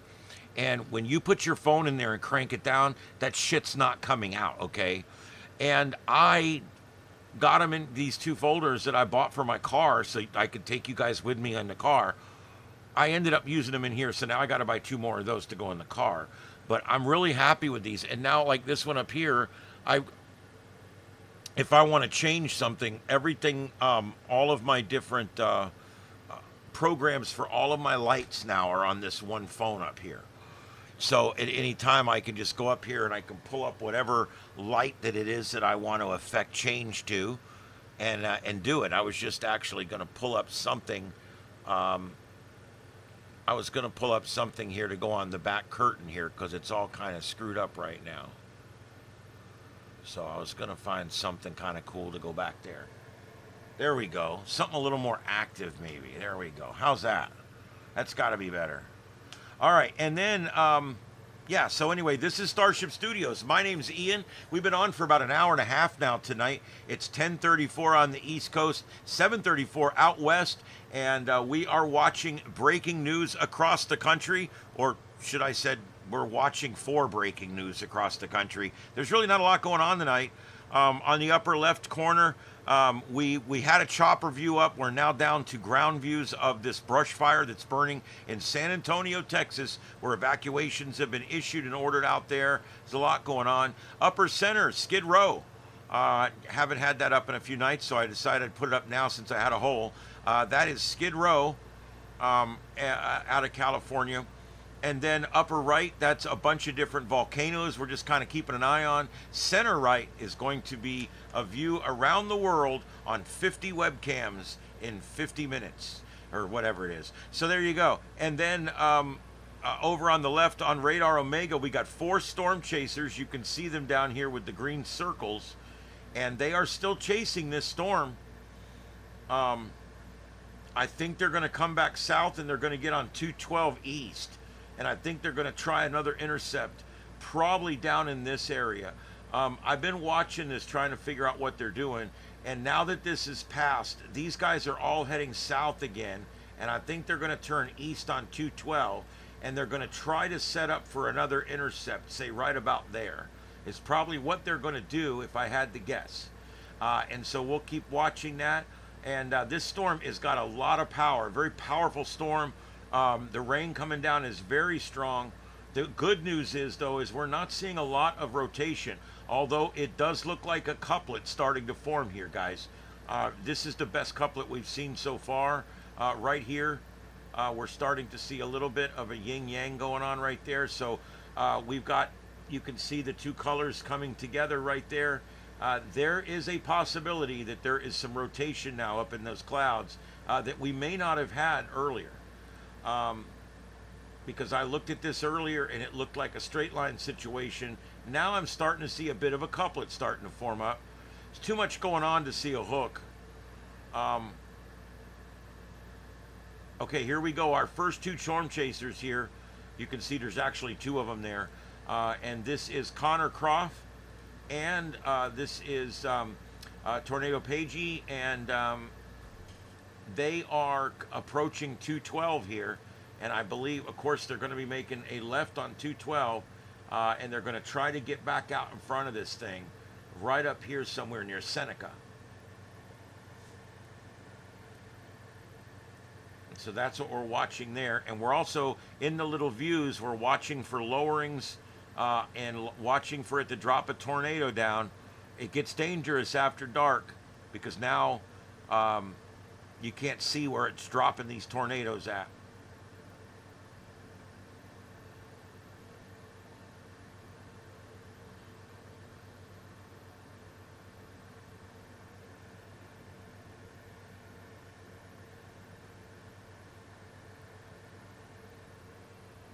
Okay.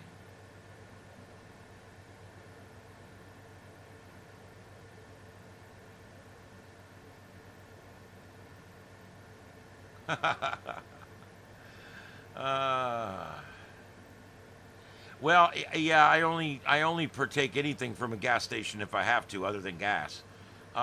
But I will say there's some nice gas stations out there, but they're generally not the ones that are selling your extracurriculars, if you know what I mean.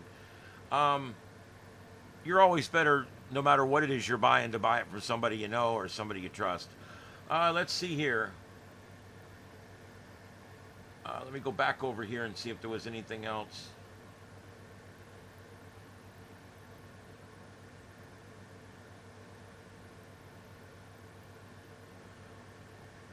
They're working right now with a brand new, and this is crazy, something AI probably helped them build.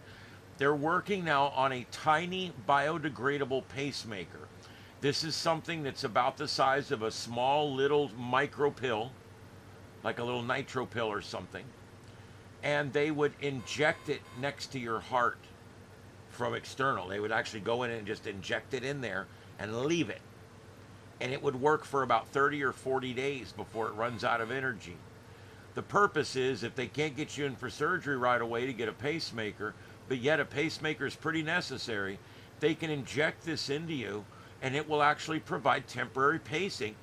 And then get this, after 40, 50 days, it slowly degrades into the body and goes away. It's biodegradable. I know. How in the hell do they make something like that? Um, this is one of those stories where if it wasn't in the news, I wouldn't believe it, type of thing, you know?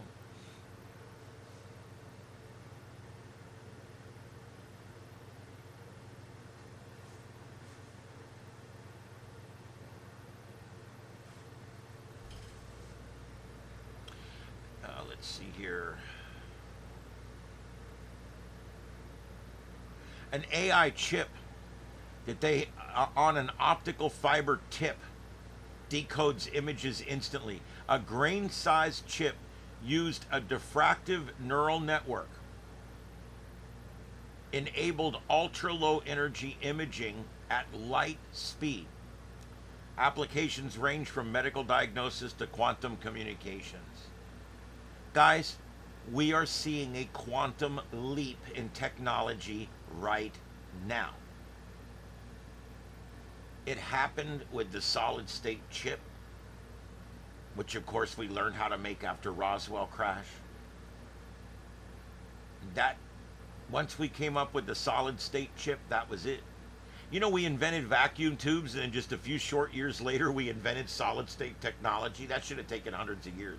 That was a quantum leap, and that was helped along. And now we've just had another quantum leap. And I guess you could say we're just in a quantum leap right now, because we are advancing so fast right now that this AI is about to literally cure our cancers. It's going to, I'm hoping I live long enough that this can save me so I can live longer. I want to live long enough that this can cure my arthritis and I can wake up in the morning without my back killing me from that injury. I mean, I'm thinking of all the things. I want to live longer. I would love to live another 50 years. But we've got to cure some stuff and fix some stuff first. And we're doing that. The medical advancements that are about to happen with AI are going to be breakneck pace. There may even be some scary, fucked up shit that happens. Who knows? It's one of those things where you kind of have to just wait and see, because it's going to get crazy. And when things get crazy, stuff happens. And I don't know exactly what's going to happen.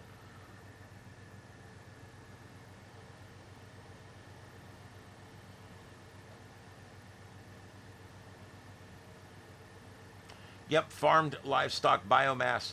One of the biggest things that I've disagreed with my governor on down here is they banned bioengineering tech down here in Florida. Big mistake. If you don't want to eat meat that was grown, lab grown meat, if you will, if you don't want to eat lab grown meat, fine. Guess what? Surprise. I don't want to eat that shit either, okay? But I also know there's a million starving cats on this planet that would love to have some of that bioengineered meat cat food. There's hungry dogs on the street right now that would love that bioengineering cat food, dog food. And I know that there are people starving in prisons in third world countries around the world that would love to have that biomass. They would love to eat that. It's food. And I think anything we do to stifle the growth and maintenance and making of this biomass food is short-sighted. Whether you want to eat it or not, I don't give a crap. I don't want to eat it, but I want them to make it, develop it, use it, label it. There would have to be strong laws on labeling. Don't ever start sneaking that shit in my ground beef. But that being said, I'm all for making it and researching it and bio companies creating it. I'm all for it. There's a million uses for this biomatter other than humans eating it.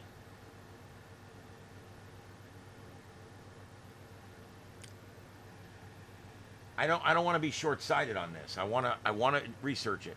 We had that better than meat shit down here. What they call it? I can't remember what they called it. They had one of those vegetable burgers down here at Burger King. We tried it on the air. He was going to get me one too, and I said no because I don't do exotic food, and so he got we had somebody bring us while we're live on the air. Remember, we got a big show, 120,000 people. We're live on the air, and he pulls out this, what were those incredible burgers? Burger King had them. They were plant burgers. You know what I'm talking about. And he pulls that thing out, and he starts eating it. And he's like, I taste the onion, I taste the lettuce, I taste the tomato. And he goes, I kind of feel the warm beef in there, and as he's eating it, he gets about 3 bites into it. And he's like, this is not a hamburger. And he just started like, I don't know, it was kind of weird. He's like, this is not a hamburger. He goes, it's like eating a salad or something. It's weird. He says, I don't like. So anyway, he ended up not liking it. And they ended up not doing well down here. I think there was 2 or 3 reasons why they didn't do well. Reason number 1, a lot of people don't want that shit. Reason number 2, the people that did want it, I think have the right to have it if somebody will make it for them. I'm cool with that. I don't believe in the government making people make it, but I have no problem with somebody making you something you want if that's what you want. But here's where the problem comes in. They were cooking it on the same grill as the other burgers. So even though it's an impossible burger, that's what it was. That was the name of the stupid thing. So they're cooking these impossible burgers on the same route thing that's cooking the regular burgers. And the grease is dripping all over the other ones and back and forth. And that pissed off all the vegetarians, all the vegans. They're all pissed off because they've been eating these things and trying to like it. And they just found out that the real fat's been dripping all over them. So that cost them a lot of business, and I don't think they were that good. So between the fact that a lot of people would never eat it anyway, they weren't that good, and the people that were eating it found out you were cooking it on the same grill, it was dead in the water. But do I think it shouldn't happen? No. Test it. It's free markets, baby. Test it, put it out. See if you can get people that want it. If people want it, make it, sell it. That's what I say. I don't care what it is. Lab nuggets. Like I said, I don't want to eat any of it. I'm a very picky eater. I won't eat any of it. But I'm all for researching and testing and making it. If we could get our cats and dogs off of our food supply, I know that sounds kind of crazy, because especially me, I mean, I love cats, right? I would kill for my cats. But that being said, if we could get them on artificial food and it doesn't hurt them, we test it and it doesn't hurt them, then you know how many hundreds of thousands of pounds of beef will now become available. Granted, it's lower grade beef, but still, everything moves up a notch, and it puts more of that stuff still back on the market. So I'm not opposed to it. I'm opposed to me eating it, but I'm not opposed to people making it, researching it, looking to sell it, selling it with the proper notifications, because that's very important. Um, yeah, I think the impossible thing about the impossible meat was the impossible environment that they were trying to sell it in. Um, yeah, you can make a lot of stuff out of mushrooms. I am not a fungi fan. One of my least favorite foods. I won't even eat. Like, I'll eat a steak smothered in onions and peppers. I don't like onions and peppers, but I don't mind the flavor of them. It's the vegetable I don't want. But I can cook a steak in peppers and onions, and it's great. You throw mushrooms in there, I won't eat that steak. I won't. It's sad, but there's something about fungus. I've tasted mushrooms. I was tricked into eating a deep fried mushroom one time, and I said this, whatever this, I thought it was like a cheese curd, and I bit into it, and I thought it was rotten, and I said, "Oh my God, it's rotten," and I'm throwing up in the garbage can, and they're telling me it's a mushroom, and so I kept throwing up in the garbage can because I was right, it was rotten. I've heard of the mushroom plastic, but I know nothing about it. I know nothing about it. I'm one of those people. If I know nothing about it, I'll raise my hand and say I know nothing about it. Yeah, a lot of people like fried spore producing fungi. I get it. Don't count me among them, please. I don't want it. Don't like it. Don't need it. I am very Americanized eater. I want you guys to know. I'm a foodie. I love my food. I plan around meals. We go out. We go to great places to eat. Not real expensive places, but good places to eat. I'm all for that. And I love eating out, and I love eating food, and I love cooking. I cook. I'm a retired firefighter. Are you kidding me? I'm a chef. I can cook anything. That's one thing you get in the fire service. There's three things when you retire, and if my buddy's still in here from EMS, you'll know this. There's three things that you retire with from the fire service: the ability to cook, the ability to clean bathrooms, and the ability to wash trucks.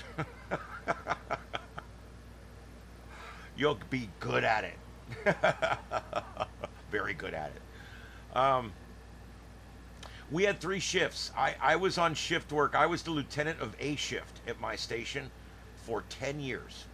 And I worked with the same two guys, Tom and Rich, on B and C shift. And we were all friends. We had been friends for years, and we all came in and hung out with each other on our days off. We had a great thing out there, a great thing going. And we would all come and eat the food on the other shifts. We ran it like a restaurant, because here's the thing. It was a volunteer department. Now, I was full-time. The other two guys I just mentioned, they were full-time, but we were there by ourselves at night. But we had 6 bunks and 7 trucks. So if we could get the volunteers to come stay the night with us, and we got a fire, we could really show up and be effective. Now, I had neighboring departments that backed me up, and I backed them up, and I had help coming. But the point is with the 40 volunteers that I had in my volunteer program, and I ran the volunteer program as a paid employee. With my guys that I had in the volunteer program, we would easily turn out 5 people every night that would want to stay at the station. And so when the call come in at 2 in the morning, I had a volunteer engineer driving my truck, and I had 4 guys in the back. And we would go to the call, and we'd handle medical calls, wrecks, fires, whatever. And over the years, we did add a few more people here and there. We added a day shift firefighter. We were able to add a few other positions along the way. But the point is at our fire department, whoever was cooking we would always cook a really good meal, a really big meal for the guys. Why? Well, because they're volunteers. They're not getting paid. And we had these alphanumeric pagers. Do you guys remember those? Our calls would go out on those. But not just our calls, we could put out pages on those. And I would put out a page. Hey guys, I got 3 beds open tonight at the station. We're going to be watching this movie that just came out, and I'd put the name. We would literally go up and rent movies, and we'd show them at the station, like movie night, to get the guys to come in and hang out. And I would cook beef tips and rice, or I would cook steaks on the barbie. We'd cook whatever we were doing. I was always big meals, big pots of spaghetti and garlic bread. You know, it was always big meals. And Tom's shift was always, he was big into seafood, and he was big into exotic meals. I was 100% Americana. It was, with me, it was always beef, potatoes, gravy, you know, fried food. I was Americana. And then Rich, who came from California, he was always Midwest. He loved Mexican food, Southwest. He loved all the spice from the Southwest. And I used to come in and eat on his shift because I loved that stuff. Tom's shift, I'd have to call first because a lot of the shit he cooked I didn't eat.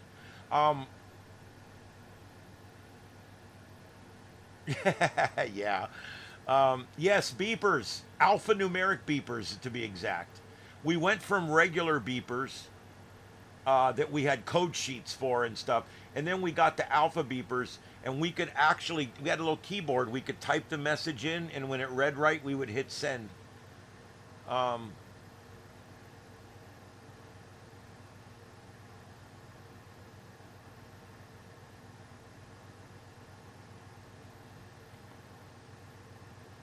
Yeah, BJ, I can speak to that real quick. I'm pretty much done with that talk, but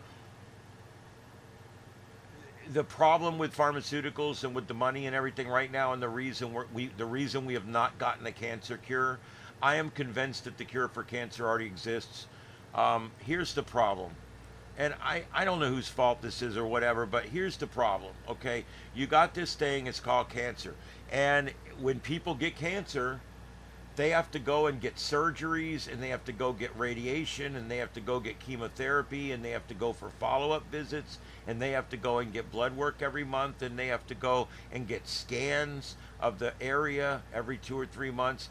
They have to go and get exams and all these different things, follow-ups with the endocrinologists, and follow-ups with your general, and follow-ups with your surgeon. Well, they get paid for all that. If you walked in and they go, I'm sorry, Mrs. Johnson, you have cancer. Take this pill, you'll be fine. Where's the money in that? Think about it. Even if it cost $100,000 to cure you of cancer, that still won't be as much as they'll make if you were to go get all the things you get for the next 5 years or whatever.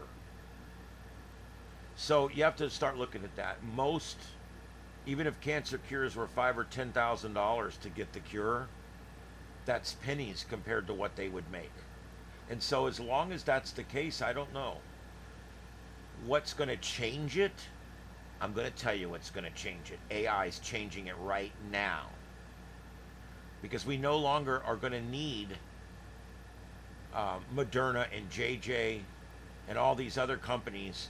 We're not going to need the same companies that are making all the money on the cancer treatments up till now have been the same companies that are going to have to find the cancer cures. Do you see the problem there? You got these companies are like, if we find a cure, we've just put half our company out of business. If we don't find a cure, we go right on sailing. That's why a lot of people believe that cures for a lot of this stuff are already out there. People get AIDS. If you're poor, you die of AIDS. If you're rich, you don't die of AIDS. It's been this way with a lot of things. Really rich people get cured of really bad things, where people who say don't have any health insurance at all lay and rot in a bed. People that even have standard health insurance are not going to get the treatments necessary sometimes. And I really believe that a lot of these cures are already out there. But here's where the difference is going to change. With AI, okay? When AI comes into the picture, now we can have so many people working on the cure that it's going to come out. It's going to have to come out. And once we know we've got it and it's working and we have it, it's there, it's done, and there's nothing they can do about it now. They literally make a large percentage of their money on chemotherapy, radiation, and all of the associated things that go along with those very drastic, horrible treatments.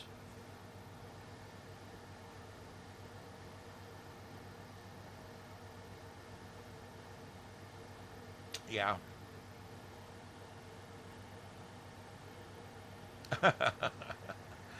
uh,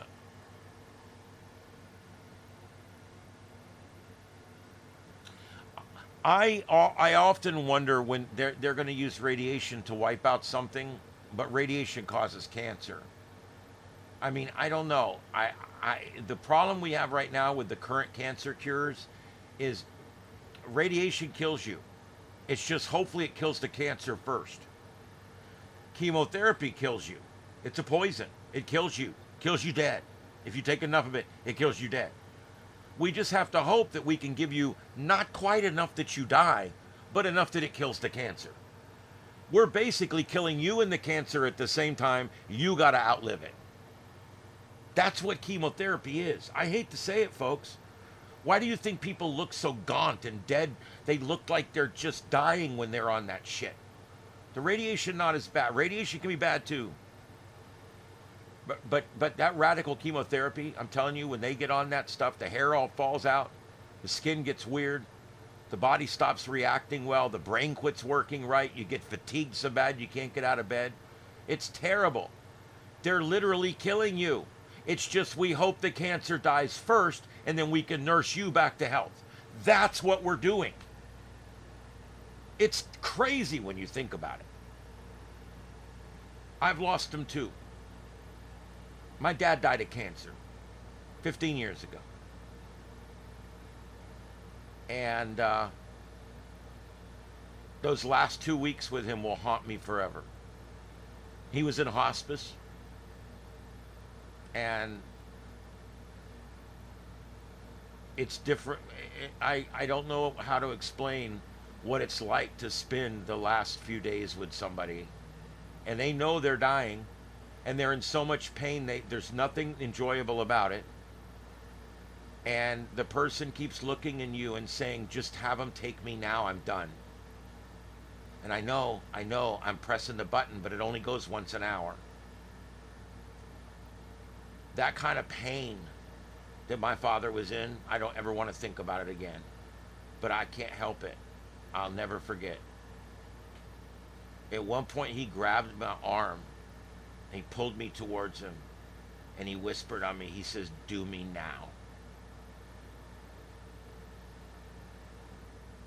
And we went, my mom and I sat down with the hospice nurse. She said, I have medicine I can give him that will take his consciousness away. She goes, I can legally use this stuff. She goes, it's nothing that's wrong. She says, but I'm going to tell you, once I administer this, you'll never speak to him again. And I told her, I said, he's gone. He'll be dead by morning one way or the other. Let's just do this. And I went and I told my dad, I said, they're going to give you this medicine and you're going to be gone. I'm saying goodbye. And that's what we did. And later that night, he died at 3 o'clock in the morning. And it's terrible. And I just think, what if I found out one day that they've had the cancer all along, the cure? What if they had this cure all along? My mother got breast cancer. She survived it. I still got her. She's 80. I go walk her through the mall 3 times a week to keep her alive.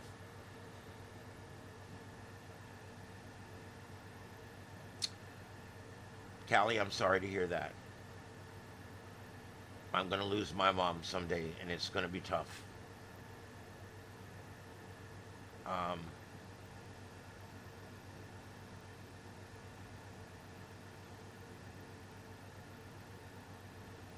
yeah.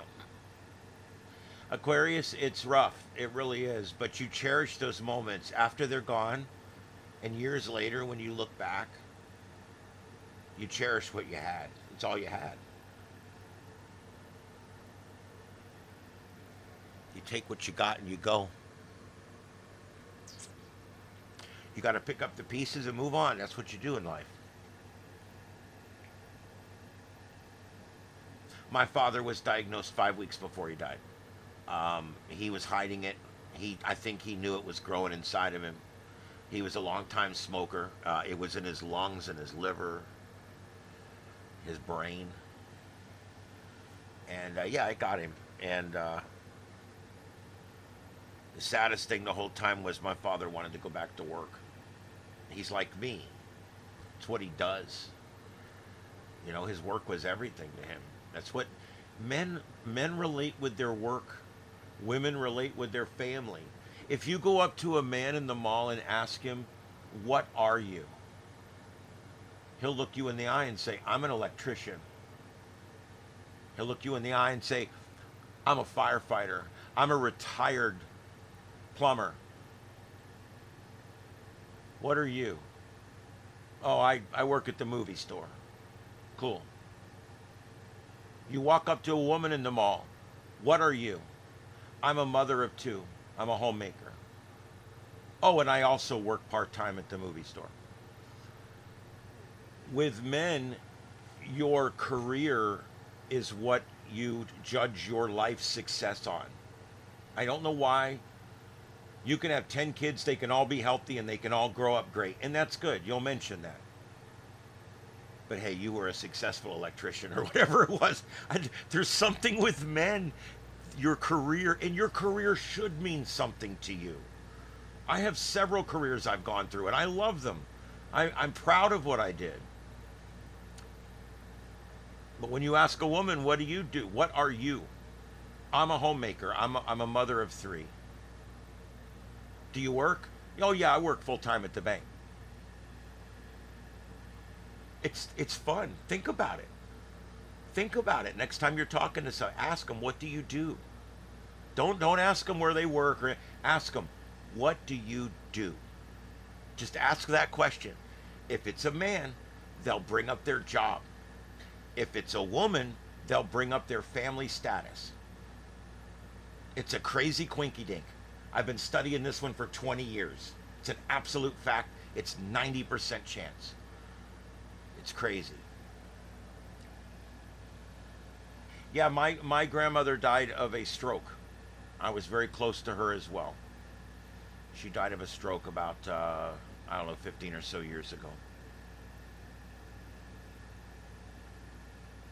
We had a rash. My family went 20 something years without a death. And then all of a sudden, in a matter of 3 years,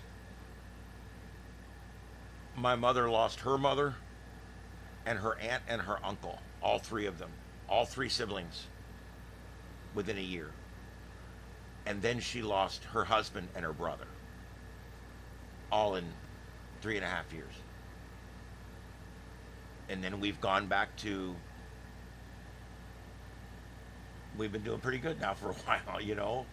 Um, I don't know. I hope it keeps up for a while.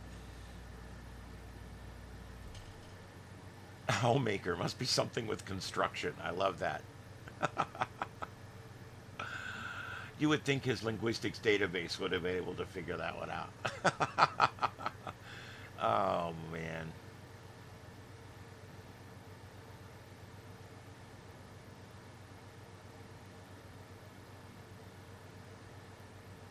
Yeah.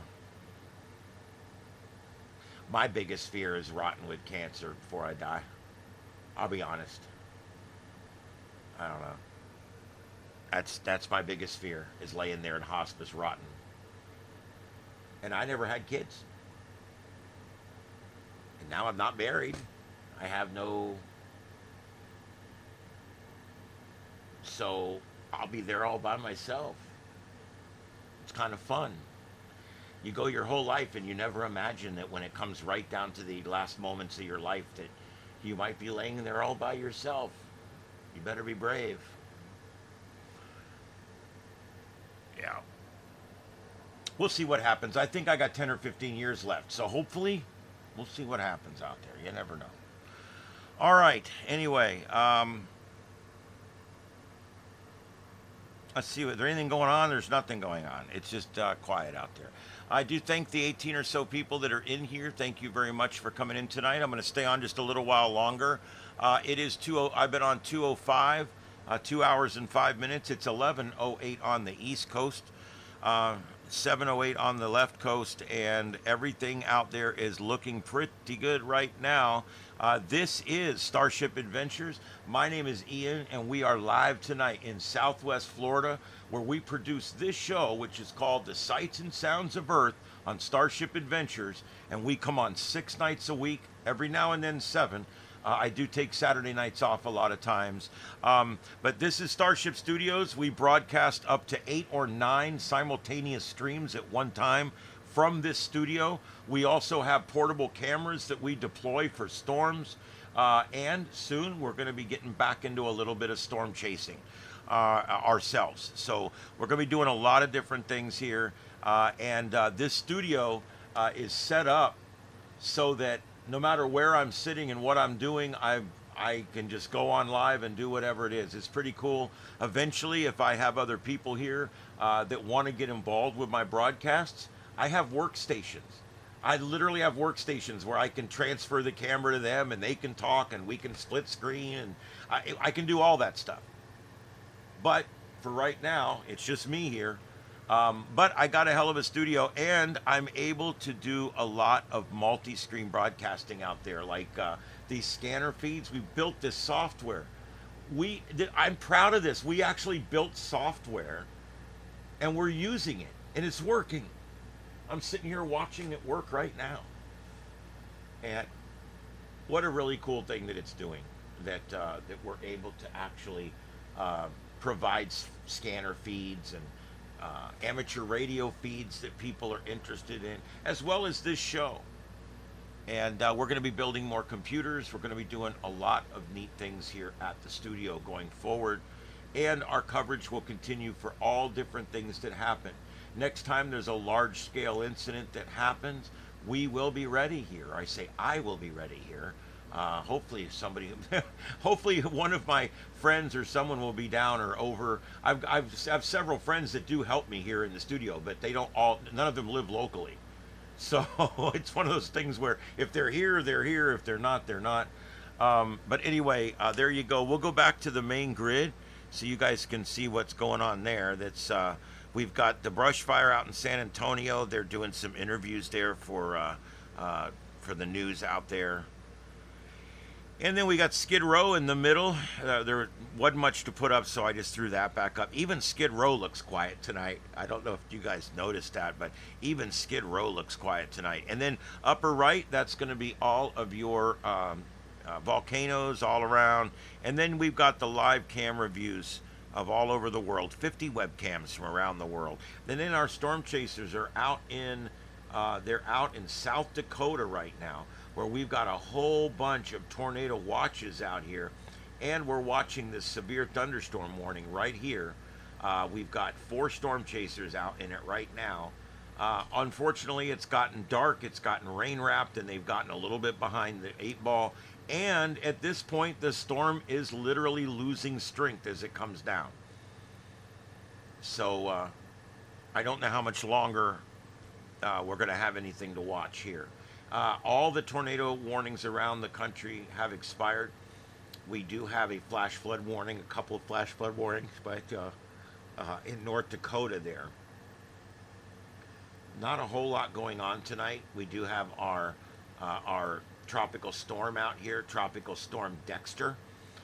Speed 40 miles an hour, moving northeast at 105 miles an hour. You can tell I'm tired. Did you just see what I just did? It's moving northeast at east-northeast at 40 miles an hour. It's 1,005 millibars on the pressure right now. And There's your location in Latin Lawn, and it, according to advisory number 9, issued 11 p.m. That is the latest information. I don't expect it to get much stronger, and then by the time it gets out here in the open North Atlantic, it will be extra tropical and will no longer be a threat to anybody. That one I don't expect to see much out of. We've got one out here in the Pacific too, but it's not forecast to get that strong either. This is Tropical Storm Henriette. I'd say Henrietta, but we have the Henrietta on our side. This is Henriette on that side. And that's advisory number 8. It's at 50 miles an hour, moving west-northwest at 50 miles an hour. And it's down to 10,003 millibars. Neither one of these are big systems, and neither one of these are forecast to be big systems. We'll just have to see if they start issuing any of the other advisories on those storms, the other 2 areas that we were watching. And just a quick recap. Let me make sure I've got the latest, because this should have just updated. All right, this is going to be the latest from, this is the 7-day graphical analysis from the National Hurricane Center. And there we go. We've got 3 areas of disturbed weather that we are watching. And you've got Dexter there, which I said is moving off to the northeast. That area off of the North Carolina, South Carolina coast, that is going to be another area we're watching. It's going to move north and then eventually northeast. And then we've got this one down here. I think it's going to probably come close to the east coast if it forms. So we're going to have to watch that one. Yes, as far as ham radios in the shack, I do. This started out as a ham shack. And slowly, as I started building it out for a ham shack, I started doing more and more and more on video and TV and doing stuff like that. So I decided to go ahead and build it into what it is today, which is a TV studio. That being said, I have a 40-foot Roan 45 tower on one side of the yard. I have a 25-foot oil derrick looking tower on the other side of the yard, and I have a 30-foot tower out by the gate. I'm running a 5-element 6-meter beam on the one antenna. I'm running a Comet G9, a GP9 and a GP1 on the other one that I use for VHF and UHF. And I also have a horizontally polarized 5-element VHF sideband antenna up there too at 35 feet. I've got another Omni out here, and I got a couple of wires strung up. Over here, if you can see it past my microphone here, this is my ICOM 756 Pro 2, currently hooked up to both my 6-meter beam and also hooked up to my 20-meter wire, and I can switch back and forth using the antenna button. So yeah, I do HF. I've got it hooked up for voice. There's a mic back here, but it also hooks up to this computer, and we'll do FT4, FT8, JS8 call. I can decode CW and even encode CW if I want to.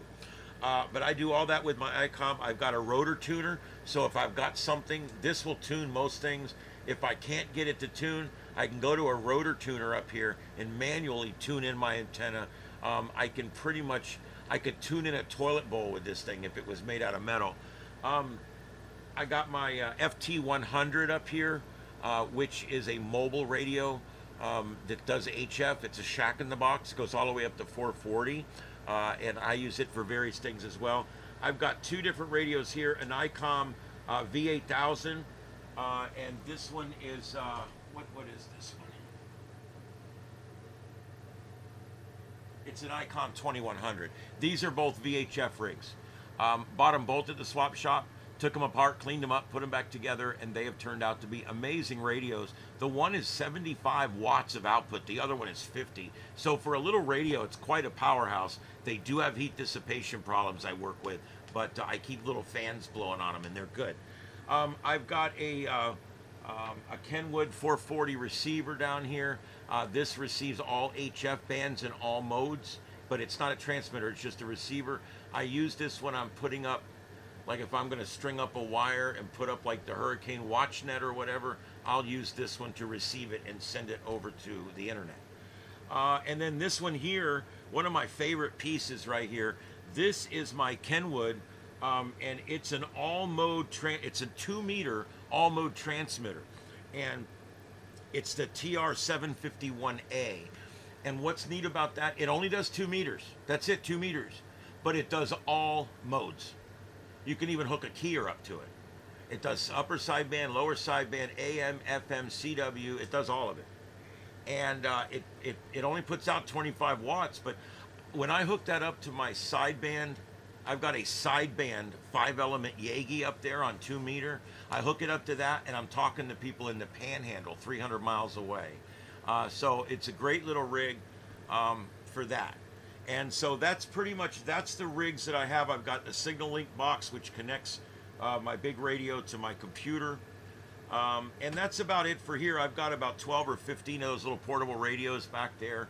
I've got just about every kind of Chinese portable radio they've made.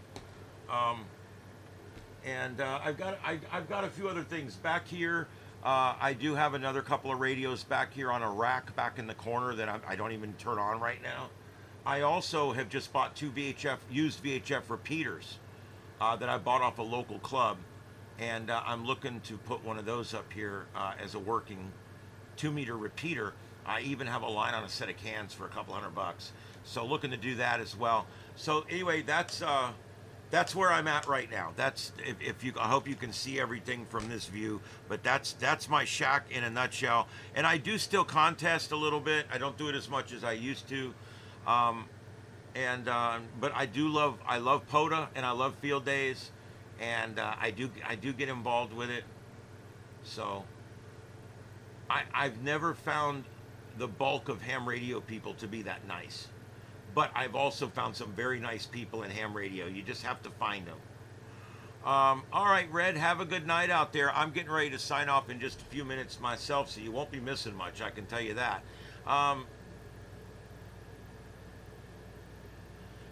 Yes. If you're a tech, I say get the general right now. It's no more difficult than learning those same 300 questions. The questions for the general are almost the same. They're not that hard. Now, when you get up to the extra, it's a bunch of BS. I didn't ever bother. But you got to get your general, because the fun in ham radio is HF.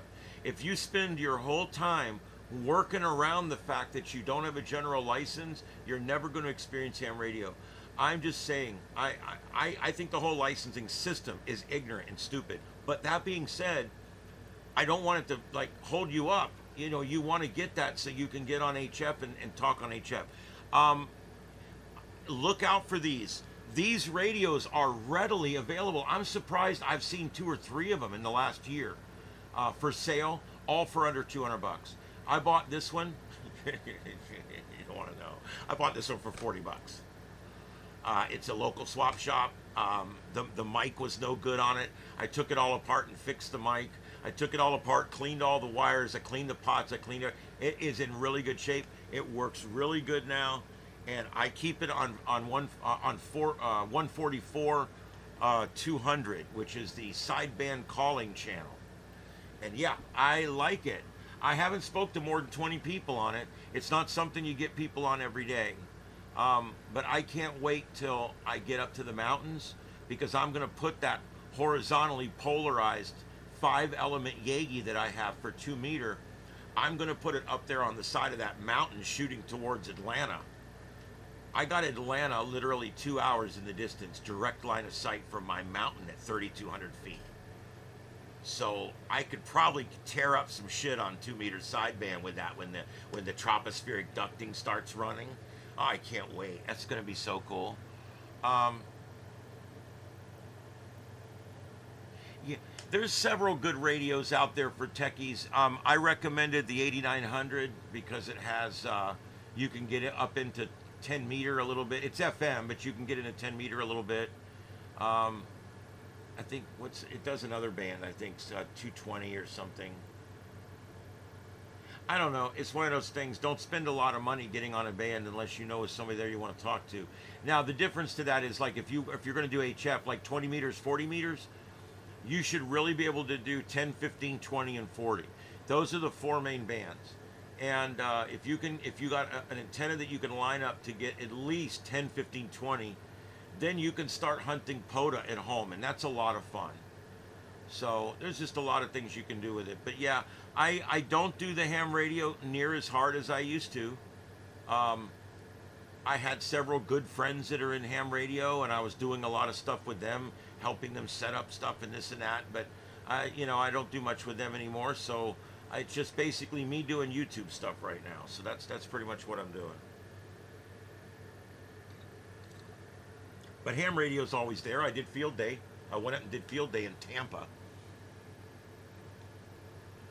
Yes, I got my code too. Because I got my general after code because I'm dyslexic and I couldn't pass the code test. I tried it 5 times.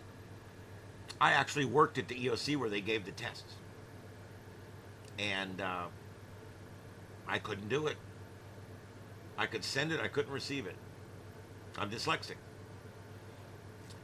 That test was incredibly unfair all these years to make people who are medically unable to pass a code test. You guys know we're talking about Morse code. Beep, beep, beep, beep, beep, beep, beep. And back then, 20 years ago, you had to be able to send and receive Morse code to get your license. And nobody would get in their licenses. They finally dropped that stupid shit. So people could start getting their licenses now. And of course, it's done nothing but help ham radio. We've lost all our storm chasers. Gone. They all see the same thing we are. This storm complex is completely losing its energy now. Still a bit there, but we are down to just this severe thunderstorm warning here, and then we've got a couple of advisories out here, and that's it. It's really quieting down. We're down to 2 severe thunderstorm warnings nationwide. All right, I'm going to check the chat. Does anybody else have anything in the chat they'd like me to touch on real quick before we sign off?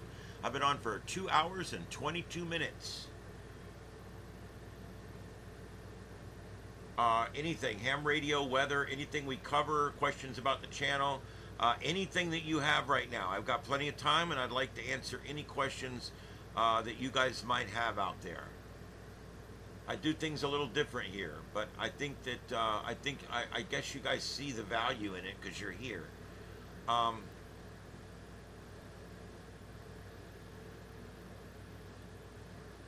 Yeah, there you go, Junior. Yeah, I got my general, and I'm never going to get my extra. I'm going to tell you, there's 2 reasons why I'm never going to give my extra. I'm not giving the government $35 that I don't need to give them because there's nothing on the extra that I need. And number 2, all these pompous jerks with their extra licenses talking about let's go up to the extra channels. Kiss my ass. If I want to go talk on an extra channel, I will. Nobody cares. The whole thing is stupid. Anyway, well, Dominic, I'm glad you found us. I do ham radio stuff, but I do it in doses because I've got a lot of people that aren't ham. When I was doing nothing but ham radio stuff, I couldn't even get to 1,000 subs. Several years of doing tech nets every Friday night for 2 years. Very in-depth, very scientific. You can go back and see them. They're all on my channel. I even went back and edited a bunch of them down and made better versions of them and put back up again. If you type in on my channel FT8, you'll see a complete 2-hour video on everything, how to set it up on your computer, how to run it. We did how-tos on everything. It's all on my channel. Check it out.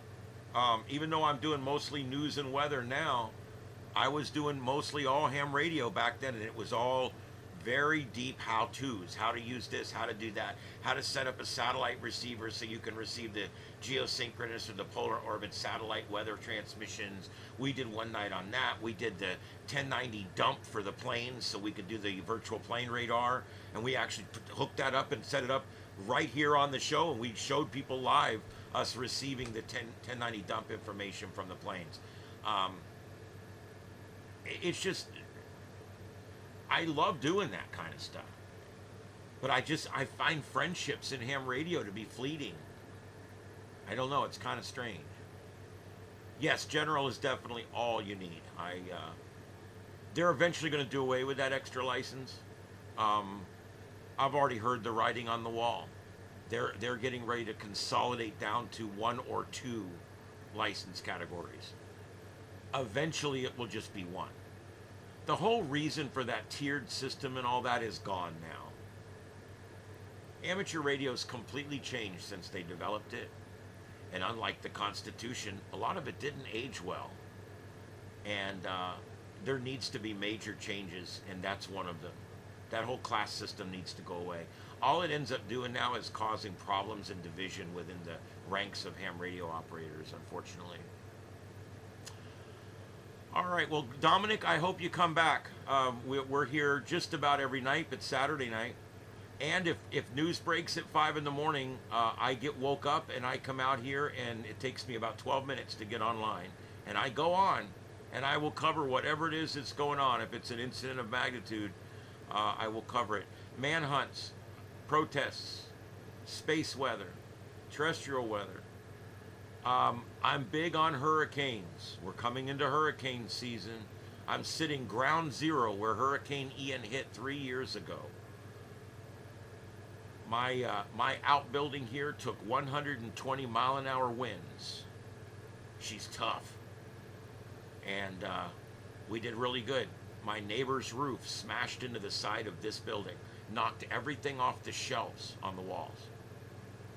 But the structure was fine. Bet my antenna to shitting back.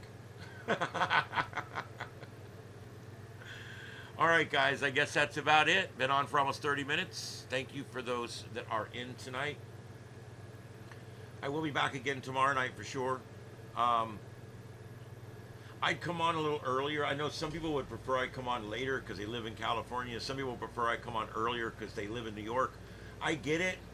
9 o'clock works because I get off work at 7. And by the time I get home and eat my dinner, it's 8:15, 8:30.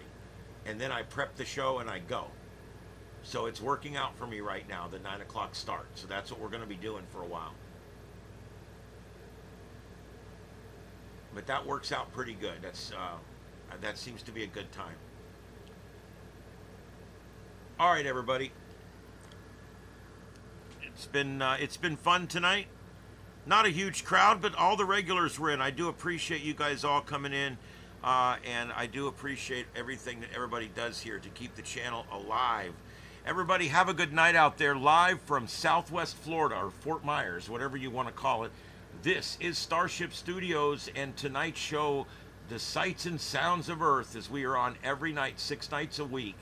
And we'll be back tomorrow night, so make sure you join us right here on Starship Adventures. Don't go anywhere. We'll be back tomorrow night with another great adventure for you guys to go on. A multi-screen, as I call it, an ADD cam adventure. We'll see you guys tomorrow. Have a good night, everybody. 7 3s. Safe tomorrow.